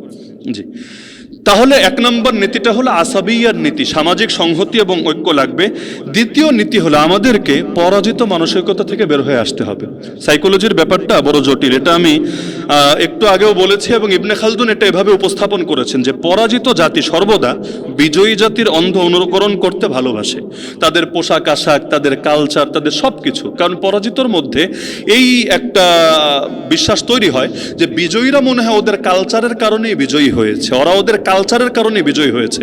এজন্য ইতিহাস বলে যখন আরবরা বিজয়ী ছিল, পশ্চিমা বিশ্বের গির্জার কোন চার্চের কোন ফাদার পর্যন্ত শখ করে অ্যারাবিয়ান পোশাক পরিধান করতে, এমনটাও আছে ইতিহাসে। অথচ সময়ের ব্যবধানে পশ্চিমা পোশাক, পশ্চিমদের সব কিছু আমাদের কাছে এখন একটা স্ট্যান্ডার্ড, একটা মানদণ্ডে পরিণত হয়ে গিয়েছে। তাহলে পরাজিত জাতি এটা সাধারণত বিজয়ী জাতির অনুকরণ করতে ভালোবাসে। আমাদেরকে এই মানসিকতা থেকে বের করতে হবে। আমাদের মানসিকতা হবে সুপার পাওয়ার সেরেফ আল্লাহ, লা ইলাহা ইল্লাল্লাহ। কিসের আমেরিকা আর কিসের ইসরায়েল? আমেরিকার বিমান ওড়ে কত উপর দিয়ে, এত উপরে তো যেতে পারে না, যেখানে গেলে রবের আরশও তার নিচে চলে আসে, এত উপরে তো আর যেতে পারে না। তো আর বিমান ওড়ে যে আকাশ দিয়ে, ওই আকাশের রব আমার আল্লাহ, তার আরশের সামনে এই গোটা মহাবিশ্ব একটা বালুকণার চাইতেও বড় ক্ষুদ্র। আমরা তো সে আল্লাহর বাহিনী, শুধুমাত্র আল্লাহর বান্দান, আল্লাহর বাহিনীও অন্তর্ভুক্ত। কারণ কোরআনে আল্লাহ বলেছেন উলাইকা হিজবুল্লাহ, ওরা হলো আল্লাহর দল, আল্লাহর বাহিনী। তো আল্লাহর বাহিনীকে আল্লাহ সাহায্য করবে না তো কাকে করবে? তো মুসলমান বাহ্যিক শক্তি দিয়ে বিজয়ী হয় না। মুসলমান বিজয়ী হলেও বিজয়ী হয় আল্লাহর শক্তির কারণে, আল্লাহ নুসরতের কারণে, আর পরাজিত হলেও পরাজিত হয় আল্লাহ নুসরত না পাওয়ার কারণে। সুতরাং আমাদের এই পরাজিত মানসিকতা থেকে বের হতে হবে। দ্বিতীয়, 3 নম্বর হলো আমাদের এটা মাথায় রাখতে হবে, সভ্যতার চক্রাকার পতন হয়। আজকে আমেরিকা সুপার পাওয়ার, কিন্তু আমাকে দেখান তো, এই যেবারে এসে আমেরিকা সুপার পাওয়ার হলো, এর আগে গোটা হাজার হাজার বছরের ইতিহাসে আমেরিকা কোনোদিন সুপার পাওয়ার ছিল? আমেরিকা আবিষ্কারই হলো আর কয়দিন আগে। আপনি দেখেন আজকে আমেরিকার তো পাওয়ার, কিন্তু একটা সময় আমেরিকা কি ছিল? আবার এক সময় ব্রিটিশের এত বিশাল এক সাম্রাজ্য ছিল, বলা হতো ব্রিটিশের আকাশে সূর্য ডোবে না, এত বিশাল দুনিয়া দখল করেছে, কোথাও না কোথাও আসমানে সূর্য থাকে। অথচ ব্রিটেন এখন কি হয়ে আছে? তাহলে ইমাম ইবনে খালদুন এটা দেখিয়েছেন, যে কোনো একটা রাষ্ট্র অথবা যাই হোক, এদের মোট বয়স হয় সর্বোচ্চ 3 থেকে 4 প্রজন্ম। কথাটা মাথায় ভালো করে বসান, 3 থেকে 4 প্রজন্ম। আর তিনি দেখিয়েছেন এক একটা প্রজন্মের গড় বয়স 33 বছর, 100 বছরে 3টা প্রজন্ম অতিবাহিত হয়। তিনি দেখিয়েছেন প্রথম যেই প্রজন্ম আসে এরা কঠোর পরিশ্রমী হয়, বিপ্লবী হয়, যোদ্ধা হয়। দ্বিতীয় যেই প্রজন্ম আসে এরা এদের থেকে একটু হালকা আরাম বিলাসিতায় মত্ত হয়ে যায়। আর 3 নম্বর আর 4 নম্বর যে প্রজন্ম আসে, এগুলো আর কোনো কিছু টিকায় রাখতে পারে না, এগুলো নিজেদের অনৈতিকতা, নিজেদের বিলাসিতা, নিজেদের ধান্দাবাজির কারণে ধ্বংস হয়ে যায়। তিনি দেখিয়েছেন যে কোনো একটা শক্তিশালী রাষ্ট্র, কিছু ব্যতিক্রম থাকে, প্রতিটা নীতিরই কিছু বিরল ব্যতিক্রম থাকে, ব্যতিক্রম কখনো উদাহরণ হয় না। স্বাভাবিকভাবে তিনি দেখিয়েছেন একটা সুপার পাওয়ার এটা সাধারণভাবে 3 থেকে 4 প্রজন্ম লাস্টিং করবে। তাহলে আমরা বলতে পারি আমেরিকার সুপার পাওয়ারগিরিও শীঘ্রই শেষ হয়ে যাবে ইনশাআল্লাহ। নতুন কোনো সুপার পাওয়ার মাথাচাড়া দিবে, এবং যদি হতো এমন মুসলমানরা আগে ভাগে সচেতন হয়ে নিজেরাই হয়ে যেত পরবর্তী সুপার পাওয়ার, কতই না ভালো হতো। তো এখান থেকে আমাদের বড় একটা শিক্ষা আছে। পাশাপাশি তিনি আরো কিছু নীতি দিয়েছেন, আমরা সেদিকে আজকের আলোচনায় যাচ্ছি না। সর্বশেষ আমি যেটা বলে আমার আলোচনা শেষ করব, যে আমাদের জন্য একটা ব্যর্থতার দিক হলো এই যে এত ওয়াজ হয়, এত জুমার বয়ান হয়, মনে কেউ কষ্ট নিয়েন না, কথাটা একটু তিক্ত শোনাবে। এখনো পর্যন্ত এই জাতির মধ্যে কয়জন বোঝে যে আসলেই যদি ইসলামী শাসন ব্যবস্থা প্রতিষ্ঠিত হয়, রাষ্ট্রের কোন নাগরিকটার কি ফায়দা হবে, এটা কয়জন বোঝে আমাকে বলেন তো? একটা চিত্র, একটা ইসলামের ব্যাপকতার ক্লিয়ার কনসেপ্টই তো আমাদের মাথায় বসে নাই। আমরা যেই পরিমাণ শুক্রবার দিন মসজিদে কত আগে আসলে উট সৎকার সব, আর কত আগে আসলে ডিম সৎকার সব, এটা যেই পরিমাণ আমরা শিখেছি, এমনকি মাঝে মাঝে কষ্ট লাগে, শিক্ষিত মানুষরা এখন শুক্রবার জুম্মারও শুনতে চায় না, ওই খুতবার আগ দিয়ে আসে। কেন? হুজুর বিরক্তি লাগে, ওই চর্বিত চর্বণ কথা শুনতে শুনতে কান ঝালাপালা লাগে। ওই টাইম ইউটিউবে বসে একটা লেকচার শুনলো, এবং ওই আমরা বিদেশে কোনো লেকচার শুনলে আমাদের ভালো লাগে। এটা কেন হলো? এটা হলোটা কেন আপনি আমাকে বলেন? এত আজ এত কিছু, অথচ জাতিকে যদি আমরা মনস্তাত্ত্বিকভাবে ইসলামের বিপ্লবের চেতনা দিয়ে দিতে পারতাম, এতদিনে এই দেশে একটা পরিবর্তন হয়ে যেত। কিন্তু হয় নাই। ইসলামের পূর্ণাঙ্গতায় জাতি এখনো বোঝে না, জাস্ট কিছু আনুষ্ঠানিকতার মধ্যে তারা ইসলামকে সীমাবদ্ধ করে ফেলেছে। অথচ ইসলাম যে একটা বিজয়ী দিন হয়ে থাকতে এসেছে, আর আমার ব্যর্থতা আমি আমার কাছে তুলে নিচ্ছি, আমি জাতিকে বোঝাতে পারি নাই। যদি আমি পারতাম, এই জাতি এখনো পর্যন্ত নিজের রক্ত দেওয়ার জন্য রেডি আছে। সাধারণ ইস্যুতে জাতি রক্ত দিয়ে দেয়, আর আল্লাহর দ্বীনের জন্য রক্ত দিবে না, এই ধারণা করেন কিভাবে? কিন্তু আমরা এটা পারি নাই। এখনো পর্যন্ত কয়জন মানুষ বলতে পারবে ইসলামী অর্থনীতি কেমন, ইসলামী ব্যাংকিং ব্যবস্থা কেমন? ইসলামী ইনসাফ দিয়ে যদি আমরা বিচার ব্যবস্থাকে সাজাতে পারি, কি কি পরিবর্তন আসবে? ইসলামী শিক্ষানীতি বাস্তবায়ন হলে এই জাতির উপর কি লাভ হবে? এমনকি এই দেশে যদি আমরা কর ব্যবস্থার ক্ষেত্রে ইসলামের শিক্ষাগুলো বাস্তবায়ন করতে পারি, তাহলে এই প্রতিটা শ্রেণী একদম ব্যবসায়ী থেকে শুরু করে শ্রমিক কার কি লাভ হবে? এমনকি ইসলাম আসলে নারীর কি ফায়দা, ইসলাম আসলে গরিবের কি ফায়দা, কয়জনকে আমরা বোঝাতে পেরেছি? এজন্য একটা তিক্ত বাস্তবতা কি জানেন? আপনি দেখেন গত নির্বাচনে ইসলামপন্থীরা বেশি ভোট কোথায় পেয়েছে দেখেন, বলবেন ওইটা এখানে কেন টানছেন? এখানে টানছি, এখানেও একটা শিক্ষা আছে, সেটা হলো দেখবেন সাধারণত গরিব এলাকা, সাইডের এলাকা, যেখানকার মানুষরা অত কিছু বোঝে না কিন্তু ইসলামকে ভালোবাসে, হুজুরদেরকে ভালোবাসে এবং অত ইসলামের ব্যাপকতা না বুঝলেও বুঝে, এই মানুষগুলো দুর্নীতি করবে না, চাঁদাবাজি করবে না, এই মানুষগুলো রক্ত চষে খাবে না, উল্টাপাল্টা মামলা দিবে না। দেখবেন ওই জাতীয় এলাকায় এবং নারীরা বেশি ভোট দিয়েছে। নারীরা মুরব্বী শ্রেণীর লোকেরা আর কিছু ইয়াংরা তারা বেশি ভোট দিয়েছে। কিন্তু শহরাঞ্চলে অল্প কিছু মানুষ আছেন যারা শহরাঞ্চলে লড়াই করে বের হয়ে এসেছেন, কিন্তু শহরাঞ্চলের বড় একটা শ্রেণী এমন যারা আমাদেরকে সমাজের বোঝা মনে করে। বোঝা কেন? এখানে তাদেরও ব্যর্থতা আছে, আমাদেরও ব্যর্থতা আছে। তাদের বড় ব্যর্থতা শিক্ষা ব্যবস্থাটা এমন, ওদের ব্রেইন ওয়াশ হয়ে গিয়েছে। এই ব্রিটিশ এসে আমাদের উপর এমন এক শিক্ষা ব্যবস্থা চাপিয়ে দিয়েছে, আর কোনো জাতি ধ্বংস করতে চাইলে আর কিছু লাগে না, ওই শিক্ষা ব্যবস্থাটা পাল্টায় দিলেই হয়। এদেরকে মানসিকভাবে ওদের গোলামে পরিণত করে ছেড়েছে, আর আমাদেরকে সমাজের বোঝায় পরিণত করেছে। ধর্মমুক্ত কর্মমুক্ত ধর্মশিক্ষা এটা আমাদেরকে উপহার দিয়ে গিয়েছে। এক দেশ, এত রকম শিক্ষা ব্যবস্থা, এক সমস্যা আছে, কিন্তু আমাদেরও একটা ঝামেলা আছে। এজন্য দেখবেন গ্রামের মাহফিলে লাখ লাখ লোক, শহরের মাহফিলে লোক নাই। দেখেন আপনি, গ্রামের মাহফিলে লোক জায়গা দেওয়া যায় না। আপনি ওই যে ময়মনসিংহ এলাকাগুলোতে আমরা যখন মাহফিল করি, কখনো রাত 2টা-3টায় উঠায়, সারা রাত ব্যাপী মাহফিল হয়, লাখ লাখ মানুষ থাকে। শহরে ঢাকায় মাহফিল করেন, দেখেন কয়জন মানুষ আসে, রুচি নাই, আগ্রহ নাই। তাহলে আমাদের এই দায়িত্বটা আমরা কাঁধে তুলে নিই ইনশাআল্লাহ। এখানে আমার সামনে যারা আছেন, বিশেষ করে আমি একটা কথা না বললেই না, বাংলাদেশে যারা ইসলামী রাজনীতি করে, বিশেষ করে আমাদের অঙ্গনে যারা করে, বলতে দ্বিধা নাই। আমি একদিন দুদিন নয়, ছাত্র জামানা থেকে এগুলো নিয়ে তিক্ত অভিজ্ঞতা নিয়ে বড় হয়েছি। বড় বড় রাজনীতিবিদ, বিভিন্ন দলের বড় বড় দায়িত্বশীল, তাদের সাথে আলাপ করেও আমার দিল সাক্ষ্য দিয়েছে এদের সামনেও ইসলামী রাষ্ট্র ব্যবস্থা, অর্থনৈতিক ব্যবস্থা, বিচার ব্যবস্থা এবং সামগ্রিক ইসলামী ব্যবস্থা এদের সামনে স্পষ্ট না, জাতির সামনে কে স্পষ্ট করবে? বুঝে না, করা লাগবে তাই করে, আবেগ দিয়ে চলে। ওই খন্দকার আব্দুল্লাহ জাহাঙ্গীর রহমতুল্লাহ একটা কথা বলতেন, বাঙালির আবেগ তাদের ধর্মীয় জ্ঞানের চাইতে বেশি, আমাদের আবেগ বেশি, ইমোশন দিয়ে চলি, আমাদের জ্ঞান অত বেশি কাজ করে না। এজন্য আমি আপনাদেরকে শেষ করার আগে এই উপদেশটা দিয়ে যাই আল্লাহর হস্তে, ইকরা বিসমি রাব্বিকাল্লাযী খালাক। কোরআনের প্রথম আয়াতে ছিল এটা, তুমি পড়ো, তুমি মূর্খ থাকো না, তুমি খালি ওয়াজ শোনো না, ইকরা, তুমি পড়ো তোমার রবের নামে যিনি সৃষ্টি করেছেন। যেই ইসলামের ধর্মগ্রন্থের প্রথম আয়াতে ছিল পড়ো, ওই জাতি মূর্খ থাকতে পারে না, ওই জাতি জ্ঞান অর্জন থেকে দূরে থাকতে পারে না। সুতরাং আমার পুরো আলোচনা থেকে যদি এতটুকু আপনারা শিক্ষা নেন, জানি না আর কোনোদিন দুনিয়াতে দেখা হবে কিনা, হায়াত মৌতের কোনো গ্যারান্টি নাই, কিন্তু এতটুকু শিক্ষা যদি আপনারা এখান থেকে নেন যে আমাদেরকেও ইসলামী শাসন ব্যবস্থা এবং পূর্ণাঙ্গ ইসলামী জীবন ব্যবস্থার ব্যাপারে বিস্তারিত জ্ঞান অর্জন করতে হবে, এবং যতটুকুই জানবো বাল্লিগু আন্নি ওয়ালাউ আয়া, একটা আয়াত জানলে অন্যের কাছে পৌঁছে দিতে হবে। এই দায়িত্ব যদি প্রত্যেকে নিজের কাঁধে তুলে নেন, আমি মনে প্রাণে বিশ্বাস করি এই দেশেও পরিবর্তন আসবে ইনশাআল্লাহ।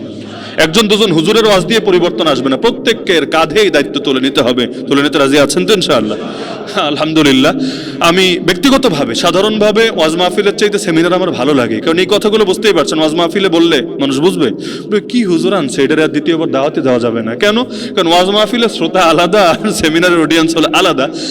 আমি ব্যক্তিগতভাবে এত লম্বা আলোচনা করার আগ্রহ আমার ছিল না, কিন্তু কেন যেন আমাকে যদি আর 2 ঘন্টাও দেওয়া হতো আমার বলা শেষ হতো না। কেন যেন আপনাদের প্রতি দেখে আমার মনে হচ্ছিল, মানে শ্রোতা যদি কথা নেয়, আমার মানে কেন যেন বললে খালি বলতেই মনে চায়। এবং আমার দিল সাক্ষ্য দিচ্ছে, আমি যদি এখন 2-1জনটা জিজ্ঞেস করি অনেক কিছু বলে দিতে পারবে, পয়েন্ট আমি যা বলেছি অনেক কিছু বলে দিতে পারবে। তো আলহামদুলিল্লাহ, আমার কাছে ব্যক্তিগতভাবে খুব ভালো লাগলো। আল্লাহ তাআলা আপনাদের এই জ্ঞানের পিপাসা আরো বাড়িয়ে দিন। আমাদের ডাক্তার সাহেবকে আল্লাহ তাআলা দুনিয়াতে যে মর্যাদা দিয়েছেন, আসল মর্যাদা তো জান্নাতে ইনশাআল্লাহ, আল্লাহ তাকে সর্বোচ্চ মর্যাদায় সেখানে অধিষ্ঠিত করুন, এবং তিনি আল্লাহর জন্য যেভাবে জান আর মাল দিয়ে যাচ্ছেন এবং জ্ঞান যেভাবে অর্জন করে যাচ্ছেন, আলহামদুলিল্লাহ আল্লাহ তাআলা তাকে গোটা জাতির জন্য এখান থেকে একটা শিক্ষা গ্রহণ করা এবং তাকে একটা উত্তম নমুনা হওয়ার তৌফিক দান করুন। আর আমাদের এমপি সাহেবও তিনি ঢাকা থেকেও আলহামদুলিল্লাহ অতীতেও যেভাবে এই প্রোগ্রামের জন্য খেটেছেন, আগামীতেও খাটবেন ইনশাআল্লাহ। আমরা দোয়া করি, এখন তো এমপি আছেন, আল্লাহ আগামীতে মন্ত্রী বানিয়ে দিন। এখন মন্ত্রী হওয়ার জন্য তার একটা জিনিস লাগবে, চাইলেই তো আর মন্ত্রী হওয়া যায় না, এখানে আরো যেসব শর্ত আছে আল্লাহ চাইলে সবই পূরণ হয়ে যাবে ইনশাআল্লাহ। তো এখন তো এমপি আছে, আল্লাহ আগামীতে মন্ত্রী হিসেবে কবুল করুক, আমিন। ওয়া আখিরু দাওয়ানা আলহামদুলিল্লাহি রাব্বিল আলামিন।